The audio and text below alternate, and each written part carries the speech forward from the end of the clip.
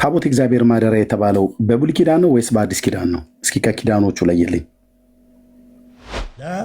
በብሉይ ኪዳን ነው በአዲስ ኪዳን የተባለው ነው? በብሉይ ኪዳን እኮ እያልኩ ነው። በብሉይ ኪዳን። በአዲስ ኪዳን ታቦት እግዚአብሔር ማደሪያ ነው ተብሎ የተባለበት ክፍል አለ? ታቦት የእግዚአብሔር ማደሪያ አይደለም የሚል በአዲስ ኪዳን አለ? ኖ አለ ወይ? የጠይቁ ልክ የብሉይ ኪዳን ነው አለ ብለህ አድምጠኝ። ታቦት በአዲስ ኪዳን ማደሪያ አይደለም ያለው አለ ወይ? እንደዛ አይደረግም። አይደለም ታቦት በአዲስ ኪዳን ማደሪያ ተብሎ ሊባል አይደለም። ታቦት የሚባል አሁን እናንተ ይዛችሁት እንደምትወጡት አይነት አዲስ ኪዳን ላይ የለም። ሆኜ አናግርሃለሁ ያለውን በብሉይ ኪዳን በአዲስ ኪዳን ታቦት የእግዚአብሔር ማደሪያ አይደለም ብሎ ክርስቶስ ያስቀምጠው አለ። አሁን አንተ እንዳጠቃላይ የጌታን ጥምቀት ማክበር ጋር ያለ ተቃውሞ ምንድን ነው? አሁን ስለ ስርዓትና ስለ ሁነት ማውራት ሌላ ነው። ግን የጌታን ጥምቀት ባጭሩ ማሰብና ማክበር ስህተቱ የቱ ጋር ነው? አንድ ጽፈዋል። እኔ የጌታን ጥምቀት የተጠመቀበትን ጊዜ አይደለም እየተቃወምኩ ያለሁት። ጌታማ ተጠምቋል። የጌታን ጥምቀት አይደለም የምቃወመው። እየተቃወምኩ ያለሁት የኦርቶዶክስን የጥምቀት በዓል መጽሐፍ ቅዱሳዊ አይደለም ነው እያልኩ ያለሁት። በሉቃስ ወንጌል መጽሐፍ ምዕራፍ 3 ላይ ቅድም ባሳየው ክፍል ላይ ጢባሪዮስ ቄሳር በነገሰበት ዘመን በሉቃስ ወንጌል መጽሐፍ ምዕራፍ 3 ላይ ነበር ያየኑ ማለት ነው። ሉቃስ ወንጌል መጽሐፍ ምዕራፍ 3 ላይ ጢባሪዮስ ቄሳር በነገሰበት ዘመን ምንድን ነው ያለው? ቆይ እሱ ጋር ከመሄዳችን በፊት በዚህ ክፍል ላይ የታረኩትኝ አንድ ወረቀት ጣልኩት መሰለኝ። አዎ በዚህ ክፍል ላይ ጌታችን የተጠመቀበትና የጾመበት ዘመን ወራትና ቀናት እንደዚሁም ኦርቶዶክስ ተዋሕዶ ቤተክርስቲያን ጥምቀት በዓል ብላ የምትለውና የጌታን ጾም ነው ብላ የምትለው አብይ ጾም ብላ የምትለው ደግሞ ጾሙ የሚገባበት አስተውላችሁት ከሆነ ሁለቱ አይገናኙም።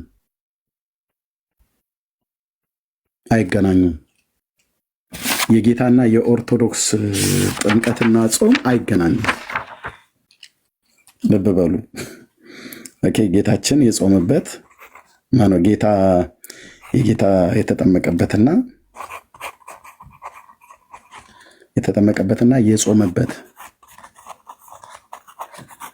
የጾመበት እንደዚሁም ኦርቶዶክስ ጥምቀት ብላ የምትለውና ጥምቀትና አብይ ጾም ብላ የምትለው ሁለቱ አይገናኙም። በምንም አይነት መንገድ አይገናኙም። ጌታ የተጠመቀበት ጊዜና ኦርቶዶክስ ጥምቀት ነው ብላ የምትልበት ጊዜ ጌታ የጾመው ጾምና ከጥምቀቱ ምን ያህል ርቀት አለው? በጥምቀቱና በጾሙ መካከል የጌታ ምን ያህል ዘመን ርቀት አለው? ይሄኛውስ በኦርቶዶክስ ጾምና በአብይ ጾም መካከል ምን ያህል ርቀት አለው?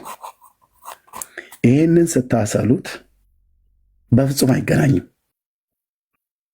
ለምሳሌ የዘንድሮ ፋሲካ መቼ ነው የሚገባው? የዘንድሮ ፋሲካ መቼ ነው የሚገባው? ኢትዮጵያ ካላንደር ቱዴይ ጥር 10 ነው አይደል? ዛሬ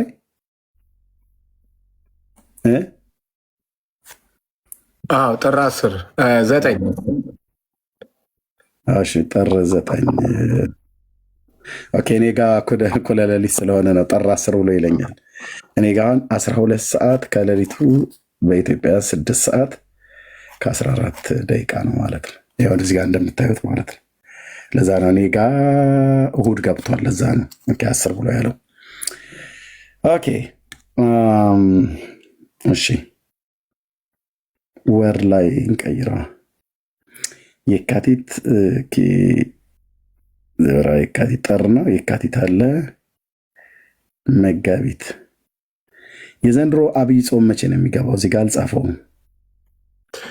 በዓሉ ሚያዝያ 2 ነው። በዓሉ ጾም የሚገባው ሚያዝያ 2 ነው።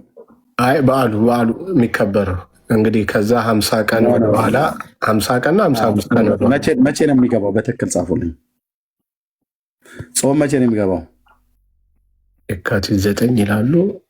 ሊሆን ይችላል። የካቲት 9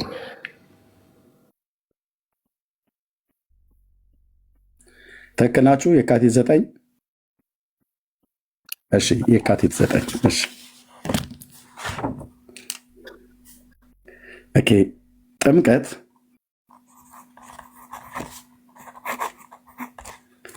ጥር 10 ነው አይደል? ጥምቀቱ በ11 ነው።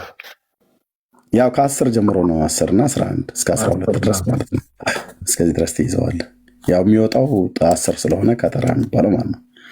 ኦኬ፣ የዘንድሮ አብይ ጾም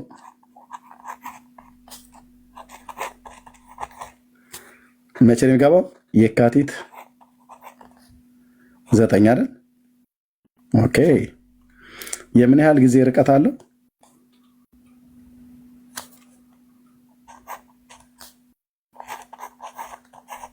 አይደል? አንድ ወር የአንድ ወር ያህል ርቀት አለው አይደል? በጥምቀትና በኦርቶዶክስ ጥምቀትና በኦርቶዶክስ አብይ ጾም መግባት መካከል የስንት ቀን ርቀት አለው?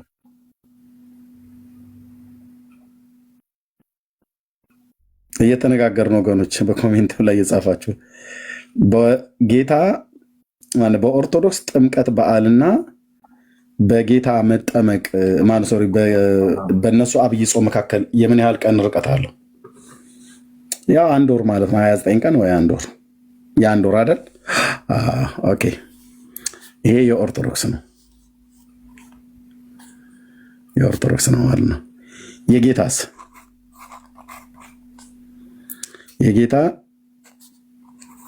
ጥምቀትና የጌታ ጾም በጌታ ጥምቀትና በጌታ ጾም ወደ ምድረ በዳ በሄደበት መካከል የስንት ቀን ርቀት አለው?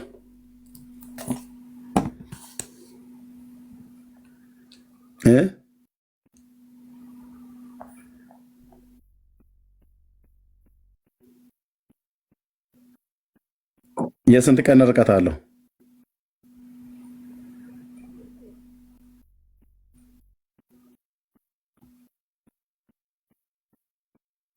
ሃሎ፣ የ5 ወር መረጃ አምጣ። የ5 ወር ብሏል አንዱ። መረጃ አምጣ። መረጃ ካለ ነው እዚህ ቤት መናገር ይችላል። ካልሆነ ዝም ብሎ ወሬ ነው የሚሆነው ማለት ነው።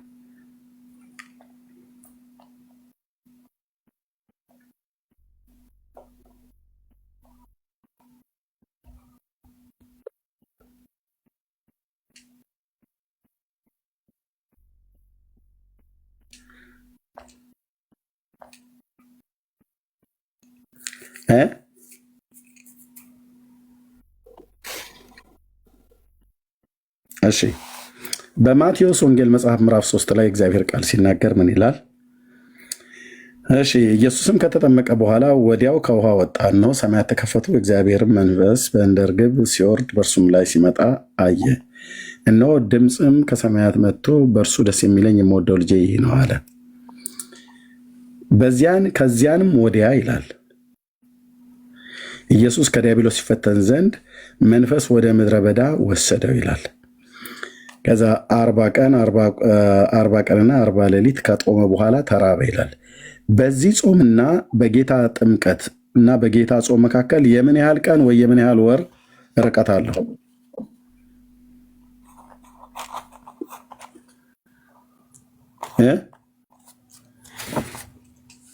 የኦርቶዶክስ አንድ ወር ብለናል። የዘንድሮን አንድ ወር ብለናል።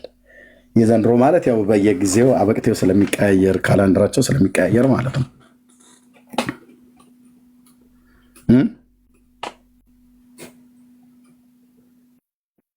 ጌታ ከተጠመቀ በኋላ ወዲያው ነው አደለ ወደ ምድረ በዳ ሄደው አረ 15 ቀን ቆይቷል ብሎ የሚናገራል። እዚህ በጥምቀቱና በጾሙ መጀመር መካከል ወር ቆይቷል ብሎ የሚላለ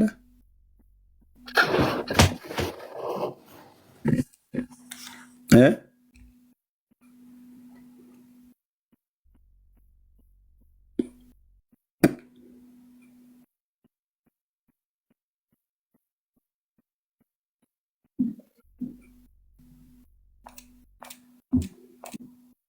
ወገኖች ሉቃስም ሲጽፈው ምዕራፍ 3 ላይ መጠመቁን ከተናገረ በኋላ ምዕራፍ 4 ላይ ኢየሱስም መንፈስ ቅዱስ ሞልቶበት ከዮርዳኖስ ተመለሰ ይላል። ከዮርዳኖስ የተመለሰው ለምንድን ነው? ሉቃስ በተለይ በደንብ ነው ያስቀመጠው። ከዮርዳኖስ ተመለሰ ይላል። ዮርዳኖስ ሄደው ለምን ነበረ? ሊጠመቅ ነው። አትቸኩሉ፣ አንዳንዶቻችሁ አትቸኩሉ። ዮርዳኖስ ሄደው ለምንድን ነው? ሊጠመቅ ነው። ከዮርዳኖስ ሲመለክ ከጥምቀቱ ነው የተመለሰው ማለት ነው። ኦኬ፣ ከጥምቀት ከተመለሰ ከዛስ ከተመለሰ በመንፈስ ወደ ምድረ በዳ ተመርቶ 40 ቀን ከዲያብሎስ ተፈተነ። ከዚያም ቀኖቹ ምንም አልበላም፣ ምንም አልበላም። ከተጨረሰም በኋላ ተራበ ይላል። ከዮርዳኖስ ከተመለሰ በኋላ ወዴት ነው ሄደው?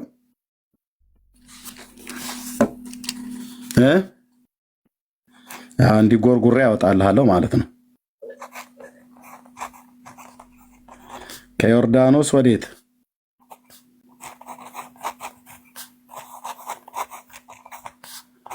ወደ ምድረ በዳ ነው አይደለም? በዓላት አክባሪ እስኪኑ ግቡና ተጋፈጡት። ቀጥዬ ያለውን ከመናገሬ በፊት ማለት ነው።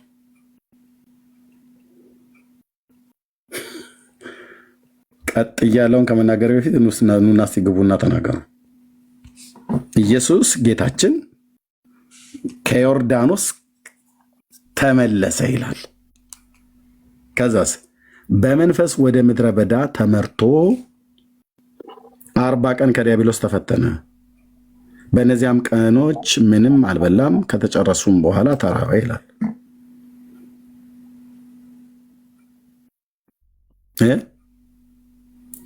ማን ነው እስኪ የሚመጣ?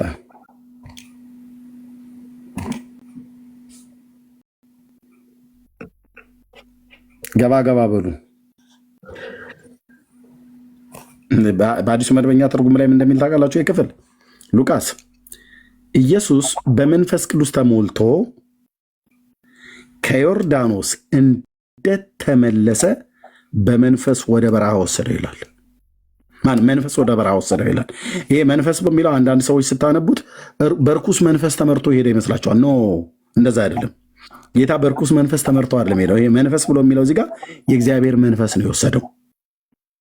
በእግዚአብሔር መንፈስ ነው ተመርቶ ወደ ምድረ በዳ ሄደው እንጂ መንፈስ ብሎ የሚለውን ቃል ሰይጣን እያላችሁ እንዳታነቡ። ኦኬ፣ እሱን አይመራውምና ሰይጣን ጌታን አይመራውምና ማለት ነው። ኦኬ፣ በመንፈስ ወደ በረሃ መንፈስ ወደ በረሃ ወሰደው ይላል። ማን የተሞላው? መንፈስ ቅዱስን ተሞልቶ ማለት ነው። ሰው ጌታ በመንፈስ ቅዱስ ተሞልቶ በሰይጣን መንፈስ ወደ በረሃ አይወሰድም። አንዳንድ ሰዎች ሲያነቡ እንደዛ ስላየው ማለት ነው። እንደዚህ አይባልም። እሺ፣ እንደዛ አይባልም። በመንፈስ ቅዱስ የተሞላው ጌታ በመንፈስ ቅዱስ ኃይል ነው ወደ በረሃ የተወሰደው። ኦኬ ኦኬ። እና ግን ምን ይላል? ከዮርዳኖስ እንደተመለሰ ማለት ነው። ስለዚህ ከዮርዳኖስ መመለስና ምድረ በዳ በመሄድ መካከል የስንት ወር ወይ የስንት ቀን ልዩነት አለ?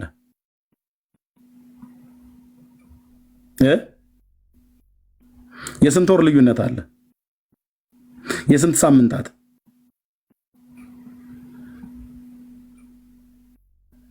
የለም፣ ምንም የለም።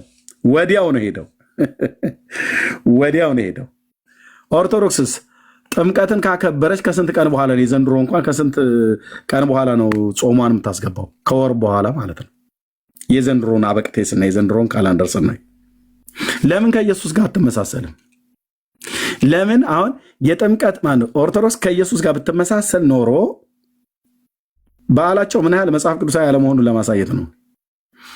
ብትመሳሰል ኖሮ ጌታ የጌታን ጥምቀት ከሆነ የምታከብረው የጌታ ጥምቀት በ10 ገባ አይደል? ጥምቀት የተባለው እሱ ነው አይደል? ኦኬ ፋሲካው መግባት የነበረበት መቼ ነበር ማለት ነው? ሲጀምር የሚካኤል ብለህ እስከ ቃና ዘገሊላ እኮ ድረስ ያቆያሉ እኮ። እኛ እኮ ግርም እኮ የሚል እኮ ነው ወንድሜ። አምታታው በከተማው የምትለው እኮ አይነት እኮ ማለት ነው።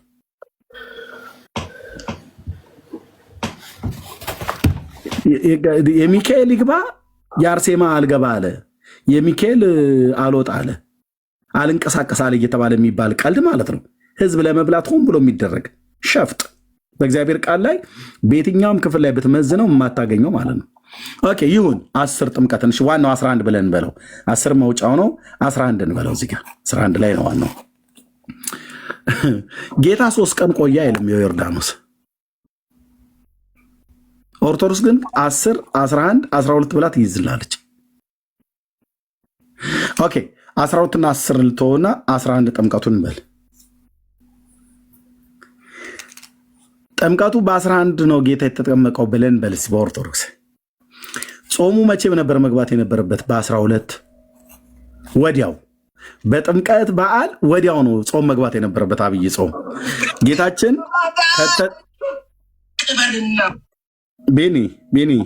ቤኒ ከፍተሃል የሆነ ነገር። እሺ ጌታችን ወዲያውኑ እንደተጠመቀ ከዮርዳኖስ እንደተመለሰ መንፈስ ወደ በረሃ ወሰደ ይላል።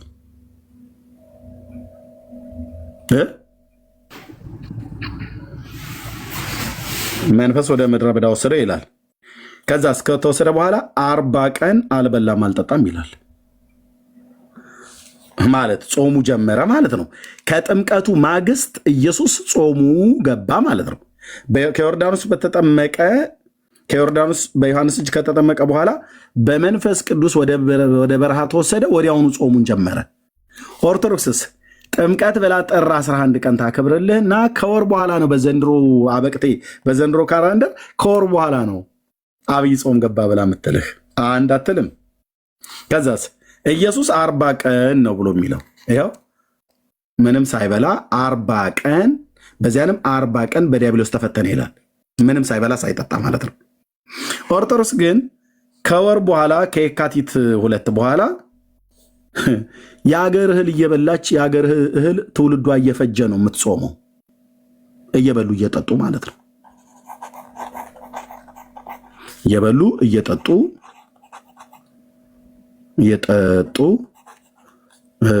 ሴትም እያወጡ እያማገጡ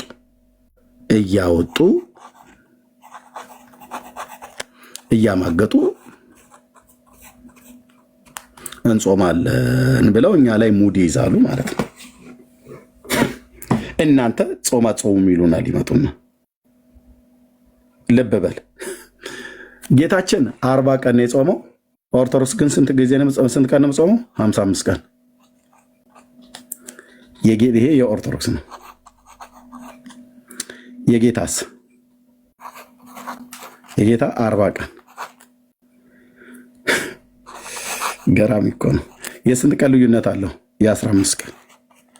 ማን የጨመረው? ኢየሱስ ወይስ ኦርቶዶክስ? ኦርቶዶክስ ነው የጨመረችው። ኢየሱስ በጾመው ላይ ለምን ጨመረች? እንደ ልቡ ስለሆነች። እንደ ቃሉ ሳይሆን እንደ ልቡ ናት። እንደ ልቡ ማለት ነው። አንደኛ በቀን አይገናኙም። ኢየሱስ 40 ቀን ጾመ፣ ኦርቶዶክስ 55 ቀን ጾመላለች። ኢየሱስ ወዲያውኑ ጌታዬ እንደተጠመቀ መጾም ጀመረ፣ ወደ ምድረ በዳ ተወስዶ። ኦርቶዶክስ ደግሞ ጥምቀትን ባከበረች ከወር በኋላ ነው። በዘንድሮ የካቲት 9 ጾሙ ይገባል፣ ከወር በኋላ ማለት ነው። እና ይህንን የመጽሐፍ ቅዱሳዊ ጾም የመጽሐፍ ቅዱሳዊ ጥምቀት ብላችሁ ትላላችሁ ኦርቶዶክሳውያን። ሌላውን ስትገባው ዙሩን አከረዋለሁ። መድኃኔዓለም ምስክሬ ነው። ዙሩን አከረዋለሁ አልኩ። ግን አንድ ሰው ደፍሮ እችን ቤት የሚረግጣት በእውቀት የለም። እንደዚህ ጽፌ ነው ማስረዳ አለው ብሎ የሚል ሰው ግን ካለ አሁን በእውቀት የሚያወራ ኦርቶዶክሳዊ ካለ ይምጣ። እኔ እውቀት የለኝም በእውቀት አልመልስልህ እኔ ያለኝ ስድብ ነው ብሎ የሚል ሰው ካለ በስድብም ደግሞ ያው ሃይማኖቱን ለመጠበቅ የሚፈልግ ሰው ካለ ይምጣ ማለት ነው። ቴንክ ዩ። እስኪ ዛጎዬ ከታች አይቼዋለሁ። አይ ቲንክ ጸግሽም ኦርቶዶክስ ነው ይሞክር እንደሆነ ያው እንግዲህ ቢያንስ ሁለቱ ላይ አሳይቻለሁ ይነግሩናል ማለት ነው። ቅዱስ ቃሉን ይዘን ከፈለግን የሮማውያን ወጣ ማለት ነው። ዛጉዌ አልቻለም። የሮማውያን የሮማ ታሪክ ላይ አይደለም። ጢባሪዎስ ባለው ቄሳር በነገሰበት ዘመን ጌታችን ስለተጠመቀ ጢባሪዮስ ይሄ ሰው በነገሰበት ዘመን ጌታችን እንደተጠመቀ ቅዱስ ቃሉ ስለሚነግረን እንግዲህ ወገቡን የታጠቀ ሰው ካለ ይምጣ። ጢባሪዮስ ቄሳር በነገሰ በ15ኛው ዓመት ነው ጌታችን የተጠመቀው። በ15ኛው ዓመት ጴንጤናዊ ጲላጦስ በይሁዳ ሲገዛ ሄሮድስ በገሊላ ያለ ይነግረናል ማለት ነው። እሺ ወንድማችን እንኳን ደህና መጣ። እንጠብቃለን። እስኪ እንኳን ደህና ቆያችሁኝ። ኤርሜሉ ሰላም? ደህና ነኝ። ከየት ቤተ እምነት ነው? ለጊዜው ጀስት ክርስቲያን ነኝ። ከየት ቤተ እምነት ነው ወንድማችን? እሺ ከኦርቶዶክስ። ኦኬ። አይ ለጊዜው ክርስቲያን ብለህ ከዚህ በፊት ምን ነበርክ? አይ መሰረቴ ኦርቶዶክስ ነው፣ ግን በርካታ ጥያቄዎች ያንተንም ቪዲዮዎች ስከታተል ነበረ። ሰው የሚነሱብኝ ጥያቄዎችም መልሳቸውም ስላሉ እዛ ጉዳይ ላይ ለማውራት ነው የገባሁት።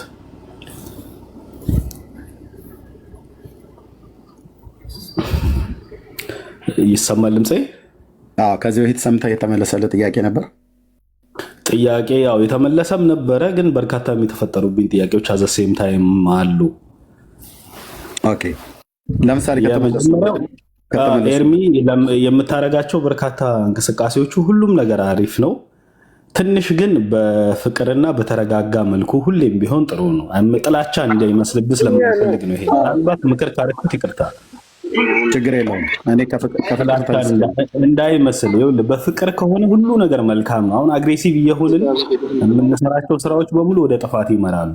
አንተ አይደለም የምትሰራው፣ እኔ አይደለም ሰራው። አንተ የምትሰራውን እኮ ነው የምልህ። በአንተ ውስጥ እኔ እየተከተልኩ እየሰማሁ ከሆነ የኔ አይነቶች ደግሞ አሉ የዚህ አይነት ሀሳብ የሚያመጡ።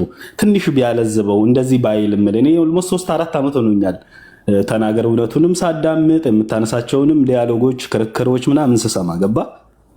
ኦኬ ስለዚህ ከዛ የተነሳ ነው እቺን መግቢያ ላድርግልህ ብዬ። ችግር የለውም። እሺ ምን ተመለሰልህ እስከዛሬ ከሰማኸው ላይ? ምን ተመለሰልህ ሳይሆን ጥያቄ አጫርክብኝ። አሳይ ኦርቶዶክስ የነበሩብኝን ዝም ብሎ የመሄድ አካሄድ ጥያቄ ኮስችን እንዳደርግ ዝም ብሎ መመላለስ ሳይሆን ምንድን ነው ሪሊ ብዬ ወደኋላ ሄጄ ድርሳናቱን፣ ገድላቱን እያንዳንዱ የምታነሳቸውን ጥያቄዎች መልሼ በራሴ ለማየትና ስህተት የመሰሉኝን ነገር እንዳይ ምክንያት ሆነሃል። ግን ሁሌም ስከታተል አዘ ሴም ታይም ጥያቄ የሚፈጥርብኝ እንደዚህ ባይል ምላቸው ነገሮች ደግሞ አሉ። ከቅንነት እንድትወስዱልኝ መፈልጋቸው ገባ። ለምን እንደዚህ በኃይል ለምን እንደዚህ ባያደርገው? በጣም ትንሽዬ ዘመን ነው የምንኖረው። ሰርተን የምናልፈውን ነገር መስራት አለብን እና በፍቅር በጣም በሰከነ መንገድ ሰዎች ወደ እውነት አለኝ ብለህ ነው እያወራ ያለው በስሜት አይደል? ጥያቄ የለህም ማለት ነው። አስተያየት እንጂ አለ ጥያቄ የለህም እንዴ? አለኝ እንጂ። ጥያቄ ምንድን ነው? እንደ መግቢያ አስተያየት እኮ ስነግርህ ነው። አንተም አስተያየትን እየጠየከኝ አይደለ ያለው? አስተያየትን አልጠየኩም፣ ግን ተቀበልኩ እኮ አልኩ። ጥያቄ ምንድን ነው? እሺ ጥያቄ አሁን ለምሳሌ የዛሬውን ሁነት በካላንደር ሎጂክ ነው እያወራን ያለ ነው። ክርስቶስ ከተጠመቀ በኋላ ወዲያው በፍጥነት ነው ወደ ጾሙ የገባው። የአንድ ወር ኢትዮጵያ ኦርቶዶክስ ቤተክርስቲያን የአንድ ወር ጋፕ አላት ነው እያልከን ያለው አይደለ? አልሆነም ነው የዘንድሮ ላይ ያው ኢት ዲፔንድስ አበቅቴው ላይ እንደሚመጣው እንደየጊዜው ስለሆነ እንደዛ ከሆነ አሁን የኔ ቀላሉ ጥያቄ ምን መሰለ? አንተ የኦርቶዶክስ ቤተክርስቲያንን እንደተጠመቀች ጥምቀቱ በተካሄደ በፍጥነት በነጋታው ጾሙ ቢጀመር ኦርቶዶክስ እዚህ ጋር ልክ ናት ብለህ የምትቀበል ሰው ነው ወይ ነው? ስህተት ባይሆን አልቀበልም። ለምን ከሆነ አንተ መጽሐፍ ቅዱሳዊ ሁሉ ነገር ይሁን ኦርቶዶክስ መጽሐፍ ቅዱስን ትምሰል ሀሳብህ አልቀበለው ቀኑ ተመሳሳይ ሆኖ ጥምቀቱ እንደ ዛሬ አክብራ ነገ ጾም ብታስገባ ትክክል ነው የጌታ ሀሳብ ነው ብዬ አይደለም። አንደኛ ማልበት ምክንያት ኦርቶዶክስ ጥምቀት ብላ ከምታከብረው ውስጥ አሁን ታቦት ብላችሁ እናንተ በኦርቶዶክስ የምታምኑት አለ አይደለ? እሱን ይዞ ወደ ጥምቀተ ባህር ወይ ደግሞ ወንዝ አካባቢ ባለበት ከተራ ተብሎ የሚባለው እንደሱ አይነት ስርዓት ሲምቦሊካሊውን ለምን ትነቅፈዋለህ? ክርስቶስ ለመጠመቅ መውረድ ነው የሚያሳየው። ያ ቆይ አውርቼን ጨርሳ። እንደሱ አይነት ነገር በጌታም ዘመን አልነበረም። ከጌታም ዘመን በኋላ በነበሩት በክርስቶስ አብያተ ክርስቲያናት ታሪክ ውስጥ አንድም ቦታ አታሳየኝ፣ አልነበረም፣ የለም። እንደዚያው እናንተ ታቦት ብለው ይዘውት እንደሚሄዱት ወደ ወንዝ፣ ወደ ውሃ ወዳለበት፣ ወደ ባህር፣ ወደ ሐይቅ፣ ወደ ኩሬ አካባቢ ይዘው እንደሚሄዱት እንደዛ ይዘው የሄዱበት የነበረ በክርስቶስ አብያተ ክርስቲያናት ታሪክ ውስጥ የለም። በብሉይ ኪዳንም በኦሪታውያኑም ሲታይ የለም። ስለዚህ የጥምቀት በዓል አከባበሩ ራሱ መጽሐፍ ቅዱሳዊ አይደለም። እንደዚህ አይነት አሁን ሲምቦሊክ ብላ ያልከውን በኋላ ትነግረኛለህ። የአርሴማ ታቦት ነው ሲምቦሊክ ለጌታ ለኢየሱስ ክርስቶስ መጠመቅ። እሱማ ያው ቃል ኪዳን እንደተገባላቸው አይደለ? ሲምቦሊክ አልተገባላቸውም፣ አያውቃቸውም። ጌታ ራሱ ቃል ኪዳን ከእነሱ ጋር ገባው ብሎ አንድም ቦታ የተናገረ የለም። እግዚአብሔር በየቦታው ከማንም አሮጌትና ሽማግሌ ጋር ሲማማል አታገኝም። በባለፉት ትውልዶች ራሱ ከሶስት አባቶች ጋር ነው በኪዳን ደረጃ እግዚአብሔር የገባው ማለት ነው። ዓለም ከተፈጠረ ጊዜ ጀምሮ የመጨረሻው ከግለሰብ ጋራ የገባው ኪዳን ጌታ ከዳዊት ጋር ነው። ኦኬ፣ የመጨረሻውን ከግለሰብ ጋራ ማለት ነው። ከሱ በፊት የነበረው ከአብርሃም ጋር ገብቷል። ከሱ በፊት የነበረው ከአብርሃም ገብቷል። ከሱ በፊት የነበረው ከኖህ ጋር ገብቷል። ኦኬ፣ ከግለሰቦች ጋር ጌታ የገባው ኪዳን ከነዚህ ሶስት አባቶች ጋር የመጨረሻውን ከግለሰብ ጋር የገባው ጌታ ከዳዊት ጋር ብቻና ብቻ ነው። ከጳውሎስ ጋር አልገባም፣ ከጴጥሮስ ጋር አልገባም፣ ከዮሐንስ ጋር አልገባም። ከዳዊት በኋላ ከተነሱ የብሉይ ኪዳን ነቢያት ጋር ቃል ኪዳን አልገባም። ከኢሳያስ ጋር አልገባም፣ ከኤርሚያስ ጋር አልገባም። ባሪያዎቹ ናቸው፣ ነቢያት ናቸው። ከሕዝቅኤል ጋር አልገባም። ከሚኪያስ፣ ከዕንባቆም፣ ከሶፎንያስ፣ ከሐጌ፣ ከዮናስ ጋር አልገባም። እናንተ አሁን ልክ በኦርቶዶክስ ተዋሕዶ ቤተክርስቲያን እንደሚባለው ማለት ነው ከአርሴማ ጋር ገባ፣ ከእንትና ጋር ገባ፣ ከእንትና ጋር ገባ፣ እንትናን ማለላት፣ ያውም ደግሞ ዝክርሽን የዘከረ መታሰቢያሽን ያደረገ ምሬ ምርልሻለሁ ብሎ አላት እየተባለ የሚባለው ጌታ አልገባም። ከህዝብ ጋር ግን ሁለት ጊዜ ኪዳን ገብተዋል። አንድ በአብርሃምና በዳዊት መካከል ከእስራኤል ህዝብ ጋር ገብተዋል። ከእስራኤል ህዝብ ጋር እንደ ህዝብ ከእስራኤል ህዝብ ጋር በኋላ ደግሞ ከዳዊትም በኋላ በአዲስ ኪዳን ማለት ነው ከእስራኤል ህዝብ ጋር ገብተዋል። ከህዝብ ጋር ከእስራኤል ጋር አዲሱን ኪዳን ከእስራኤል ጋር ብሉይ ኪዳኑን ከእስራኤል ጋር ገብተዋል። እንደ ህዝብ ከአንድ ጋር ሁለት የኪዳን ገብተዋል። አንደኛው በሲና ተራራ፣ ሁለተኛው ቀራንዮ ኮረብታ ላይ ራሱ አምላክ ከድንግል ተወልዶ ራሱን ቤዛ አድርጎ ኪዳን ገብቷል ማለት ነው ከህዝብ ጋር። ለዚህም ነው በነቢዩ በኤርሚያስ መጽሐፍ ምዕራፍ 31 ቁጥር 31 ላይ በዚያን ወራት ከእስራኤል ቤትና ከይሁዳ ቤት ጋር አዲስ ኪዳን የምገባበት ወራት ይመጣል ይላል እግዚአብሔር ብሎ ነቢያት የተናገሩት ማለት ነው።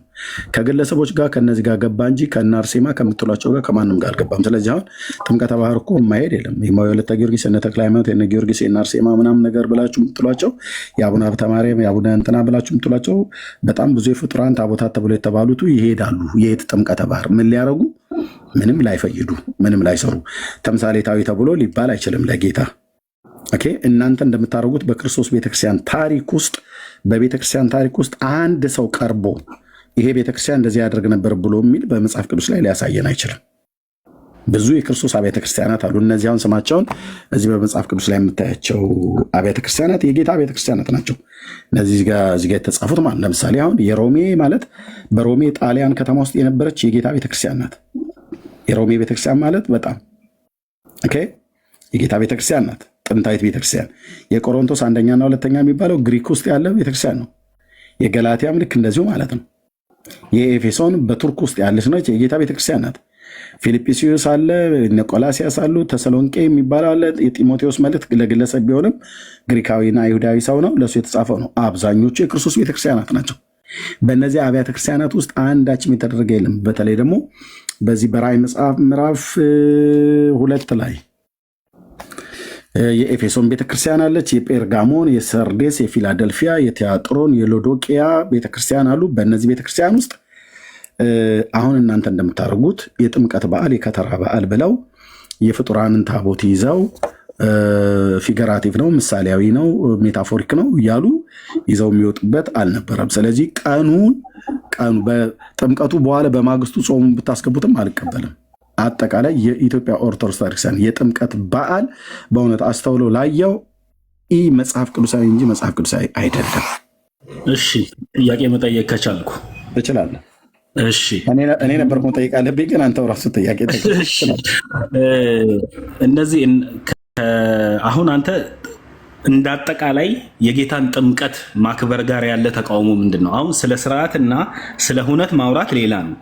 ግን የጌታን ጥምቀት ባጭሩ ማሰብና ማክበር ስህተቱ የቱ ጋር ነው? አንድ ሁለት ደግሞ እነ አብርሃም እነ ኖህ ያልካቸውን ቃል ኪዳን ስለመገባባቱ ስትናገር ማስረጃ መጽሐፍ ቅዱሳዊ ነው።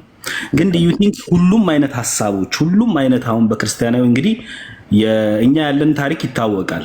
ሁሉም ነገር በመጽሐፍ ቅዱስ ተጠቅሎ ተጽፏል ብለህ ታስባለህ? ሁሉም አይነት ነገር ማለት እዛ ላይ ያልሰፈረ ነገር አለ አይደለ? ስለዚህ ከዚህ አንጻር ሁለቱን ውስጥ ደግሞ እንዴት ታየዋል?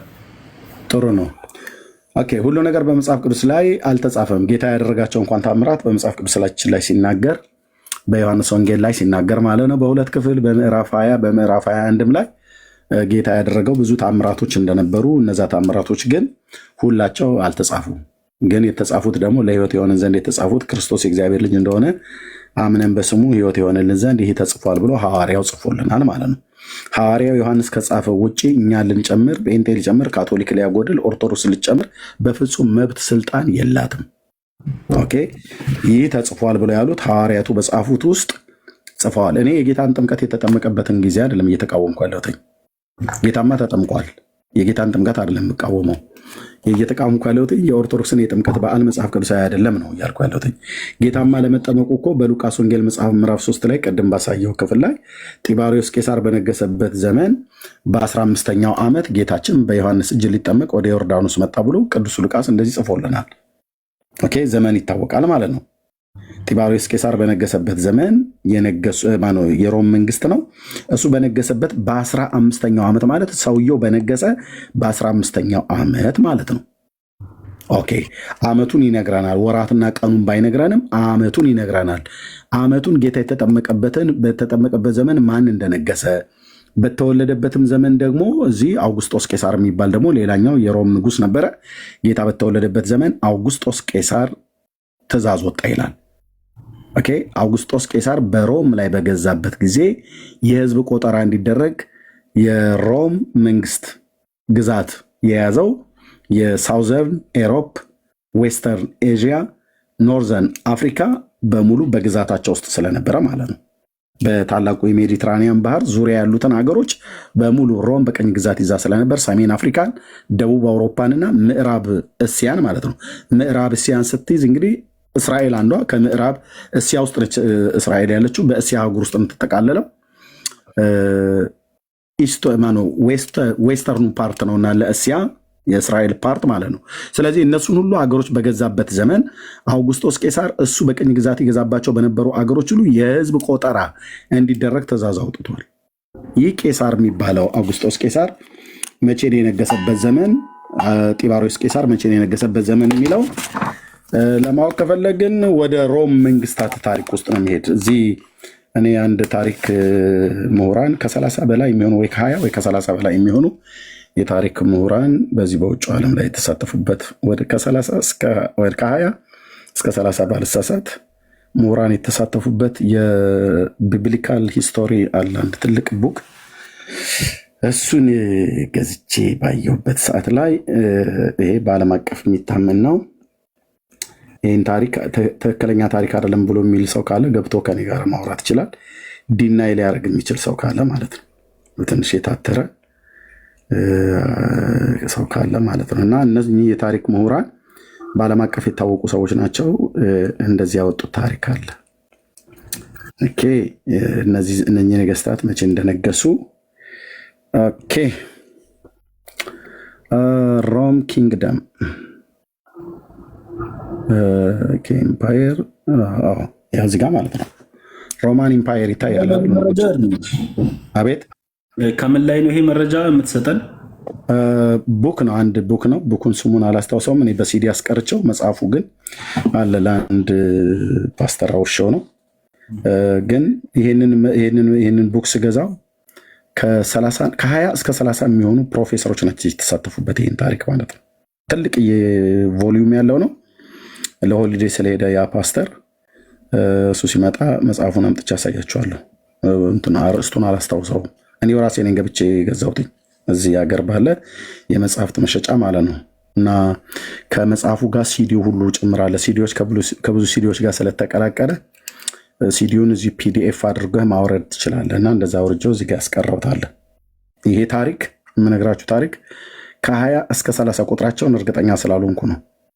ምሁራን ዓለም አቀፍ ፕሮፌሰሮች ናቸው። በኦክስፎርድ በካምብሪጅ ምናምን ነገር በተባሉ ዓለም አቀፍ ከአውስትራሊያ፣ ከካናዳ፣ ከተለያዩ ዓለማት የተውጣጡ የታሪክ ምሁራን ሁሉ ጭምር ከእስራኤል ሁሉ ጭምር ያሉ ሰዎች የተሳተፉበት ቢብሊካል ምንድነው የጂኦግራፊ የመልክዓ ምድር አቀማመጥና ታሪክን ሁሉ ጭምር የያዘ ነው። ኦኬ በዛ ክፍል ላይ ምን ይላሉ ምሁራኑ? ቄሳር አውግስጦስ ማለት ነው የነገሰበት ዘመን ቅድመ ልደተ ክርስቶስ ማለት ነው ከ27 ቢሲ እስከ 14 ድረስ ባለው ዓመተ ምህረት ማለት ነው። ከክርስቶስ ልደት በፊት እኛ ዓመተ ዓለም ነው አይደል የምንለው። ከ27 ዓመተ ዓለም እስከ 14 ዓመተ ምህረት ነግሷል። ይሄ ንጉሥ በነገሰበት ዘመን ነው ጌታችን ኢየሱስ ክርስቶስ የተወለደው። ይሄ ንጉሥ በነገሰበት በየትኛው ዓመት ላይ ነው ይሄ ትእዛዝ የወጣው ብሎ የሚለውን ለማየት ከተፈለገ በጣም ዲፕ የሆነ የሮማውያንን ታሪክ ማጥናት ይጠበቅብናል። አውግስጦስ ቄሳር በነገሰበት ዘመን ድንገት የተጻፈ ሪትን የሆነ መረጃ ካለ ማለት ለምሳሌ አሁን ወደ ሮም ሰዎች ይሄዳሉ ብዙ ጊዜ ማለት ነው።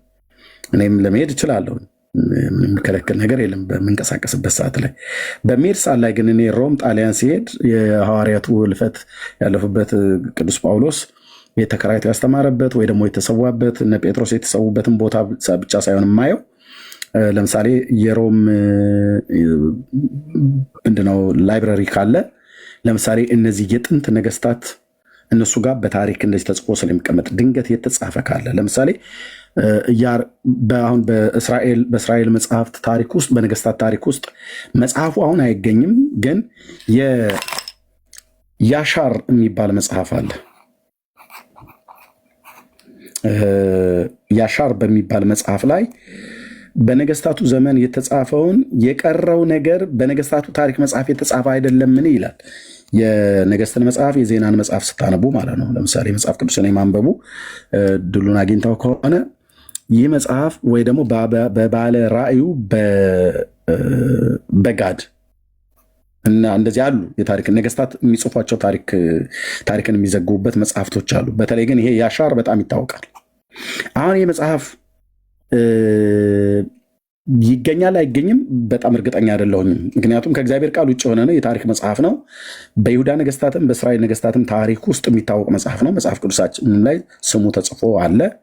ያሻር የሚባለው መጽሐፍ ነገስታት በዘመናቸው በነበሩበት ሰዓት ላይ ጦርነት ከማጋ እንደገጠሙ ምን እንደተከናወነ ኢኮኖሚያቸው ምን እንደነበረ ብቻ እያንዳንዱ ጸሐፌ ትእዛዝ የሚባሉ በነገስታቱ ዘንድ ይጽፉ እንደነበረ ልክ እንደዛ አድርገው የሚያስቀምጡበት መጽሐፍ ነው እና እዛ ውስጥ ይገኛል።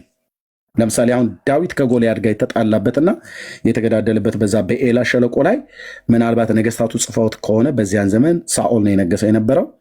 በዚያ ዘመን ጸሐፌ ትእዛዞች ካሉ ሊጽፉት ይችላሉ ማለት ነው። ቀኑ ሪትን ሆኖ ሊጻፍ ይችላል። ኦኬ ልክ እንደዚሁ የዚህም አውግስጦስ ቄሳር የሚባለው ትእዛዝ ያወጣበት ቀን ልብ በሉ። ይሄ የህዝብ ቆጠራ የሚደረግበት ቀን ነው፣ ተራ ቀን አይደለም።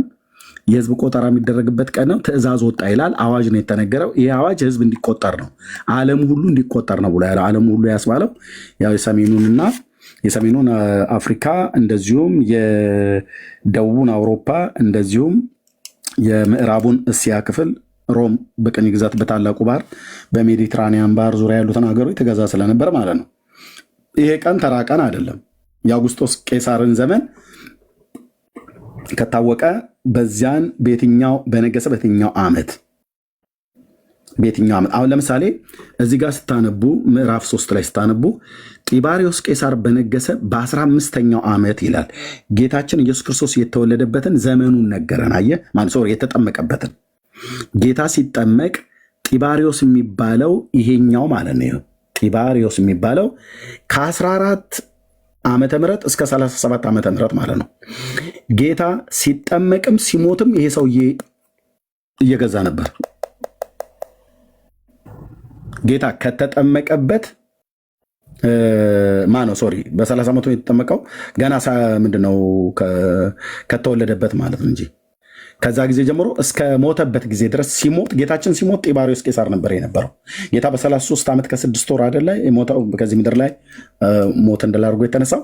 ስለዚህ እስከ 37 ከነበረ ጌታ ከሞተና ከተነሳ ካረገ ከ4 ዓመት በኋላ ሁሉ ጭምር ይሄ ሰውዬ እየገዛ ነበር ማለት ነው። ለ23 ዓመታት ልክ ነው እንደዚህ ገዝቷል ማለት ነው።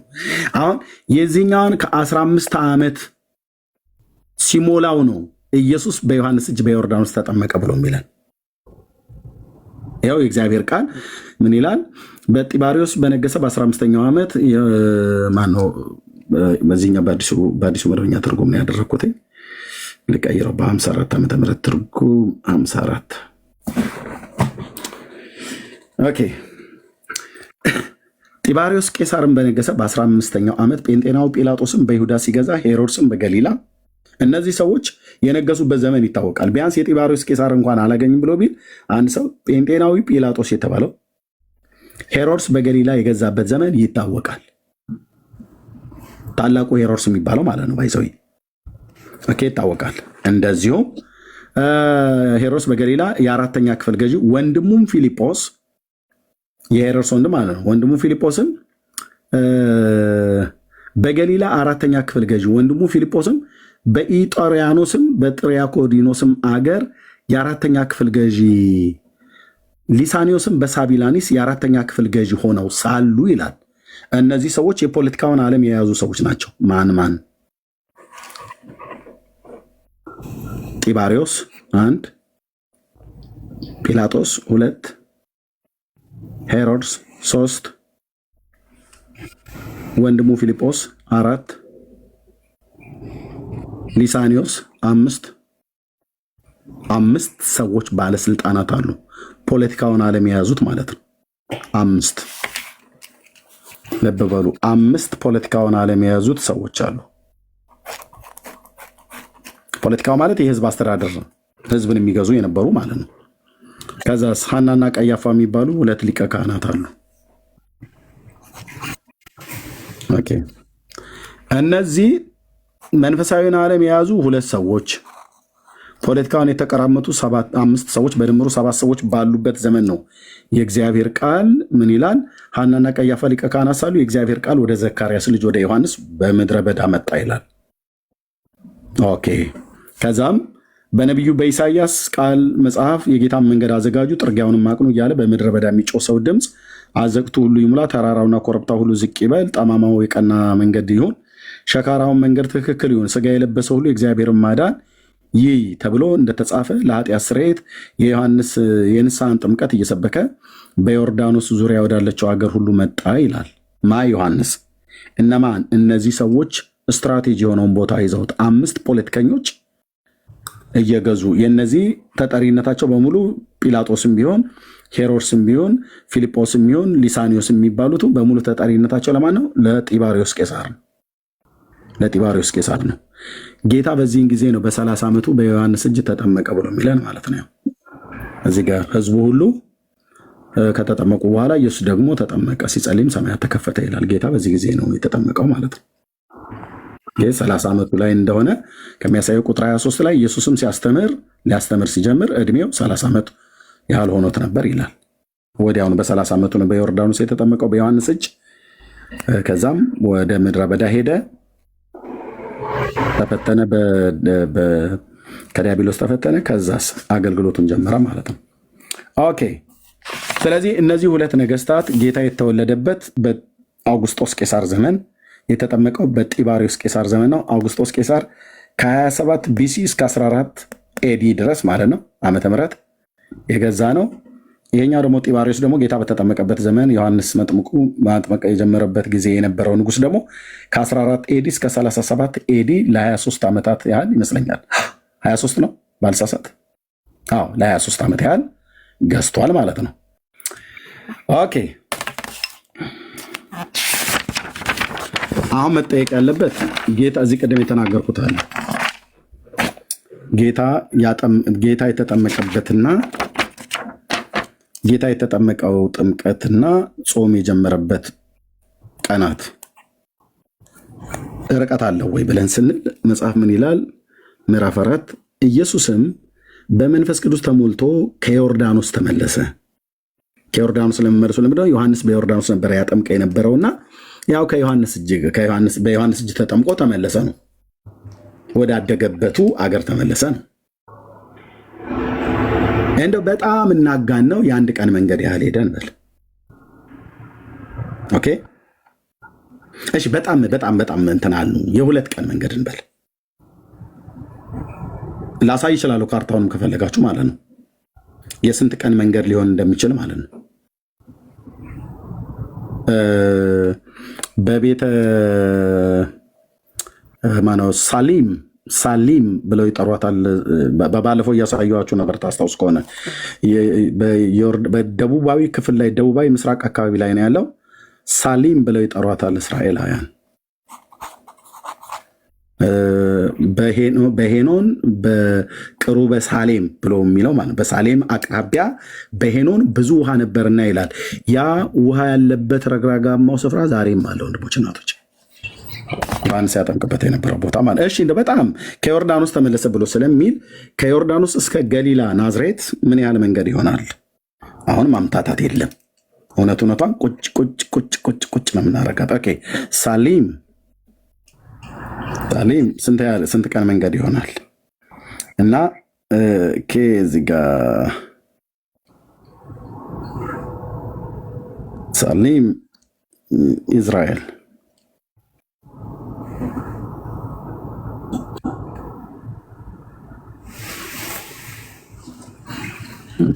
ማፕ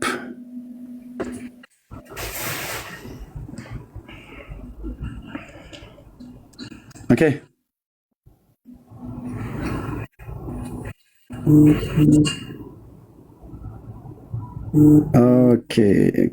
ለጥጦት ነው እንግዲህ እዚህ አካባቢ ላይ ነው ያለው። ይኸው ካርታ ይታያቸዋል አይደል?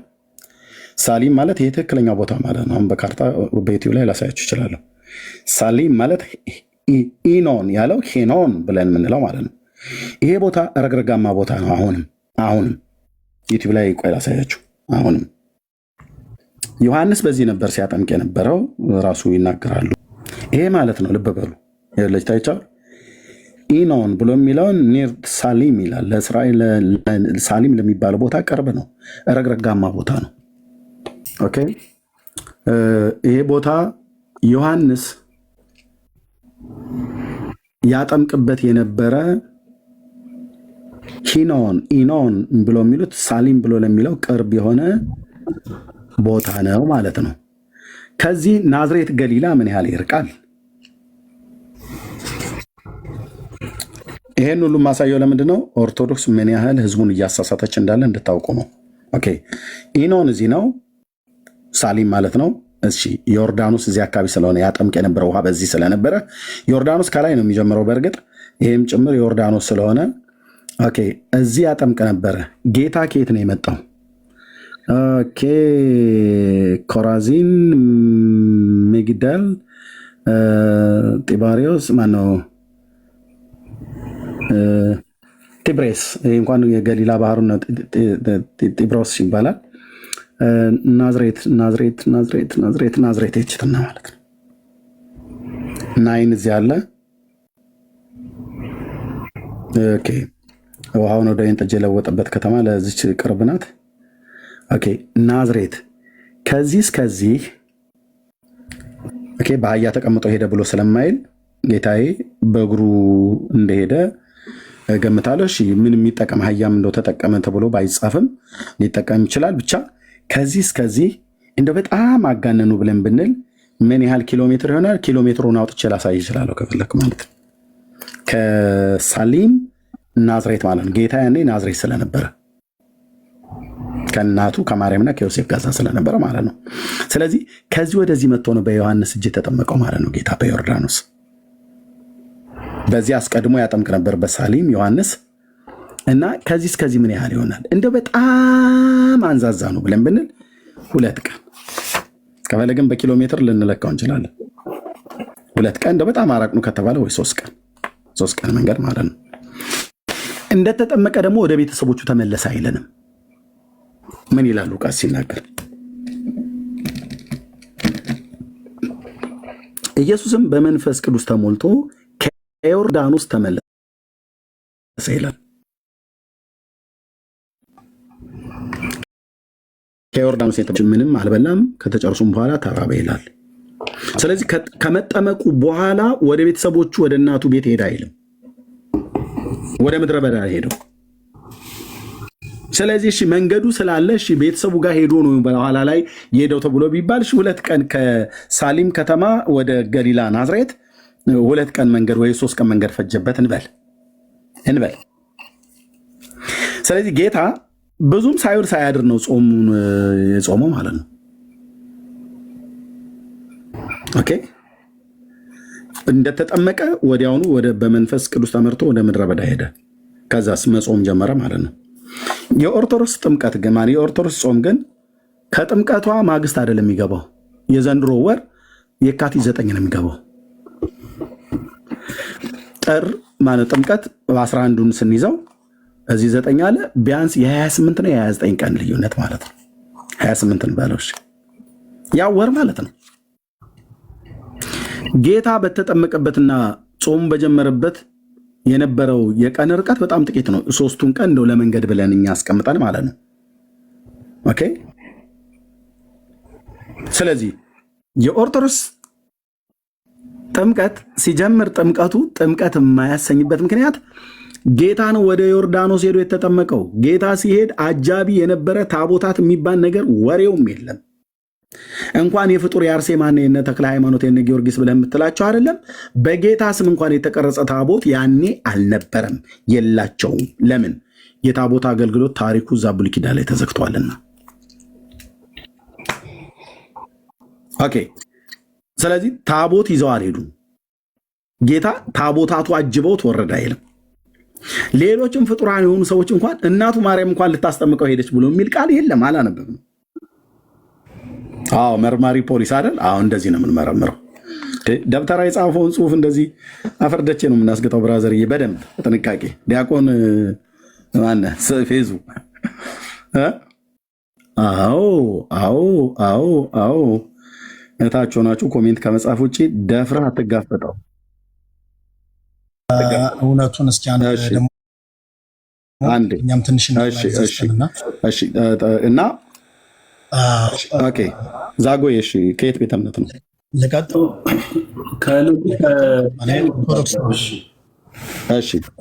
ምን አለ መሰለ ወንድማችን፣ እና እስኪ አንድ ጥያቄ ልጠይቅ ፈለኩ እና አሁን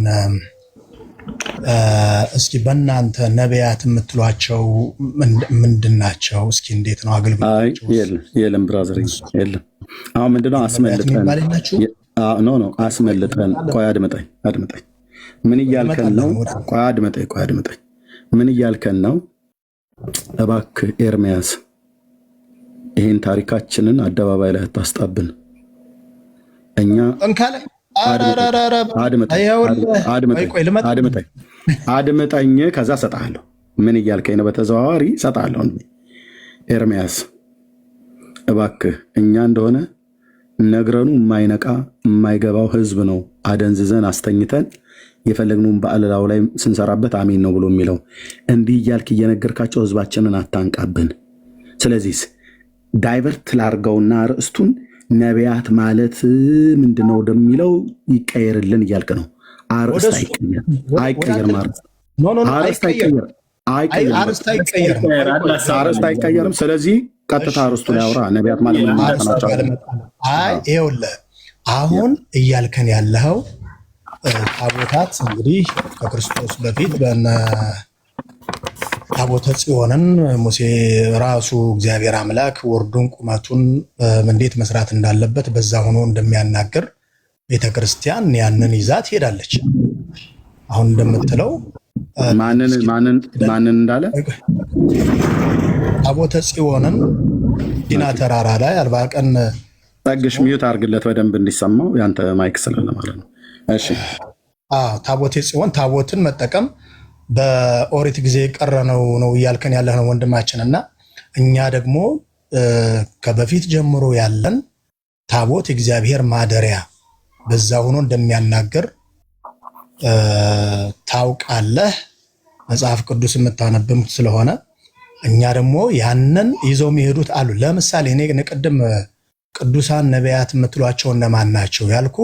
ለምሳሌ አንድ ነገር ስንነጋገር አሁን ቤተክርስቲያን በዘመን ቀመር ስህተት አላት ብለህ ልታስተምረን እያልክ ነው። ሎቱ ስብሐት እንጂ አንድ ነገር እስኪ ልጠይቅህ የወንድምህ ደግሞ ልጠይቅህና እስኪ ከነዚህ አሁን ባለ ኤቪደንስ ቅዱሳን ልንገርህና ለምሳሌ አሁን ቅዱስ ላሊበላን ታውቀዋለህ?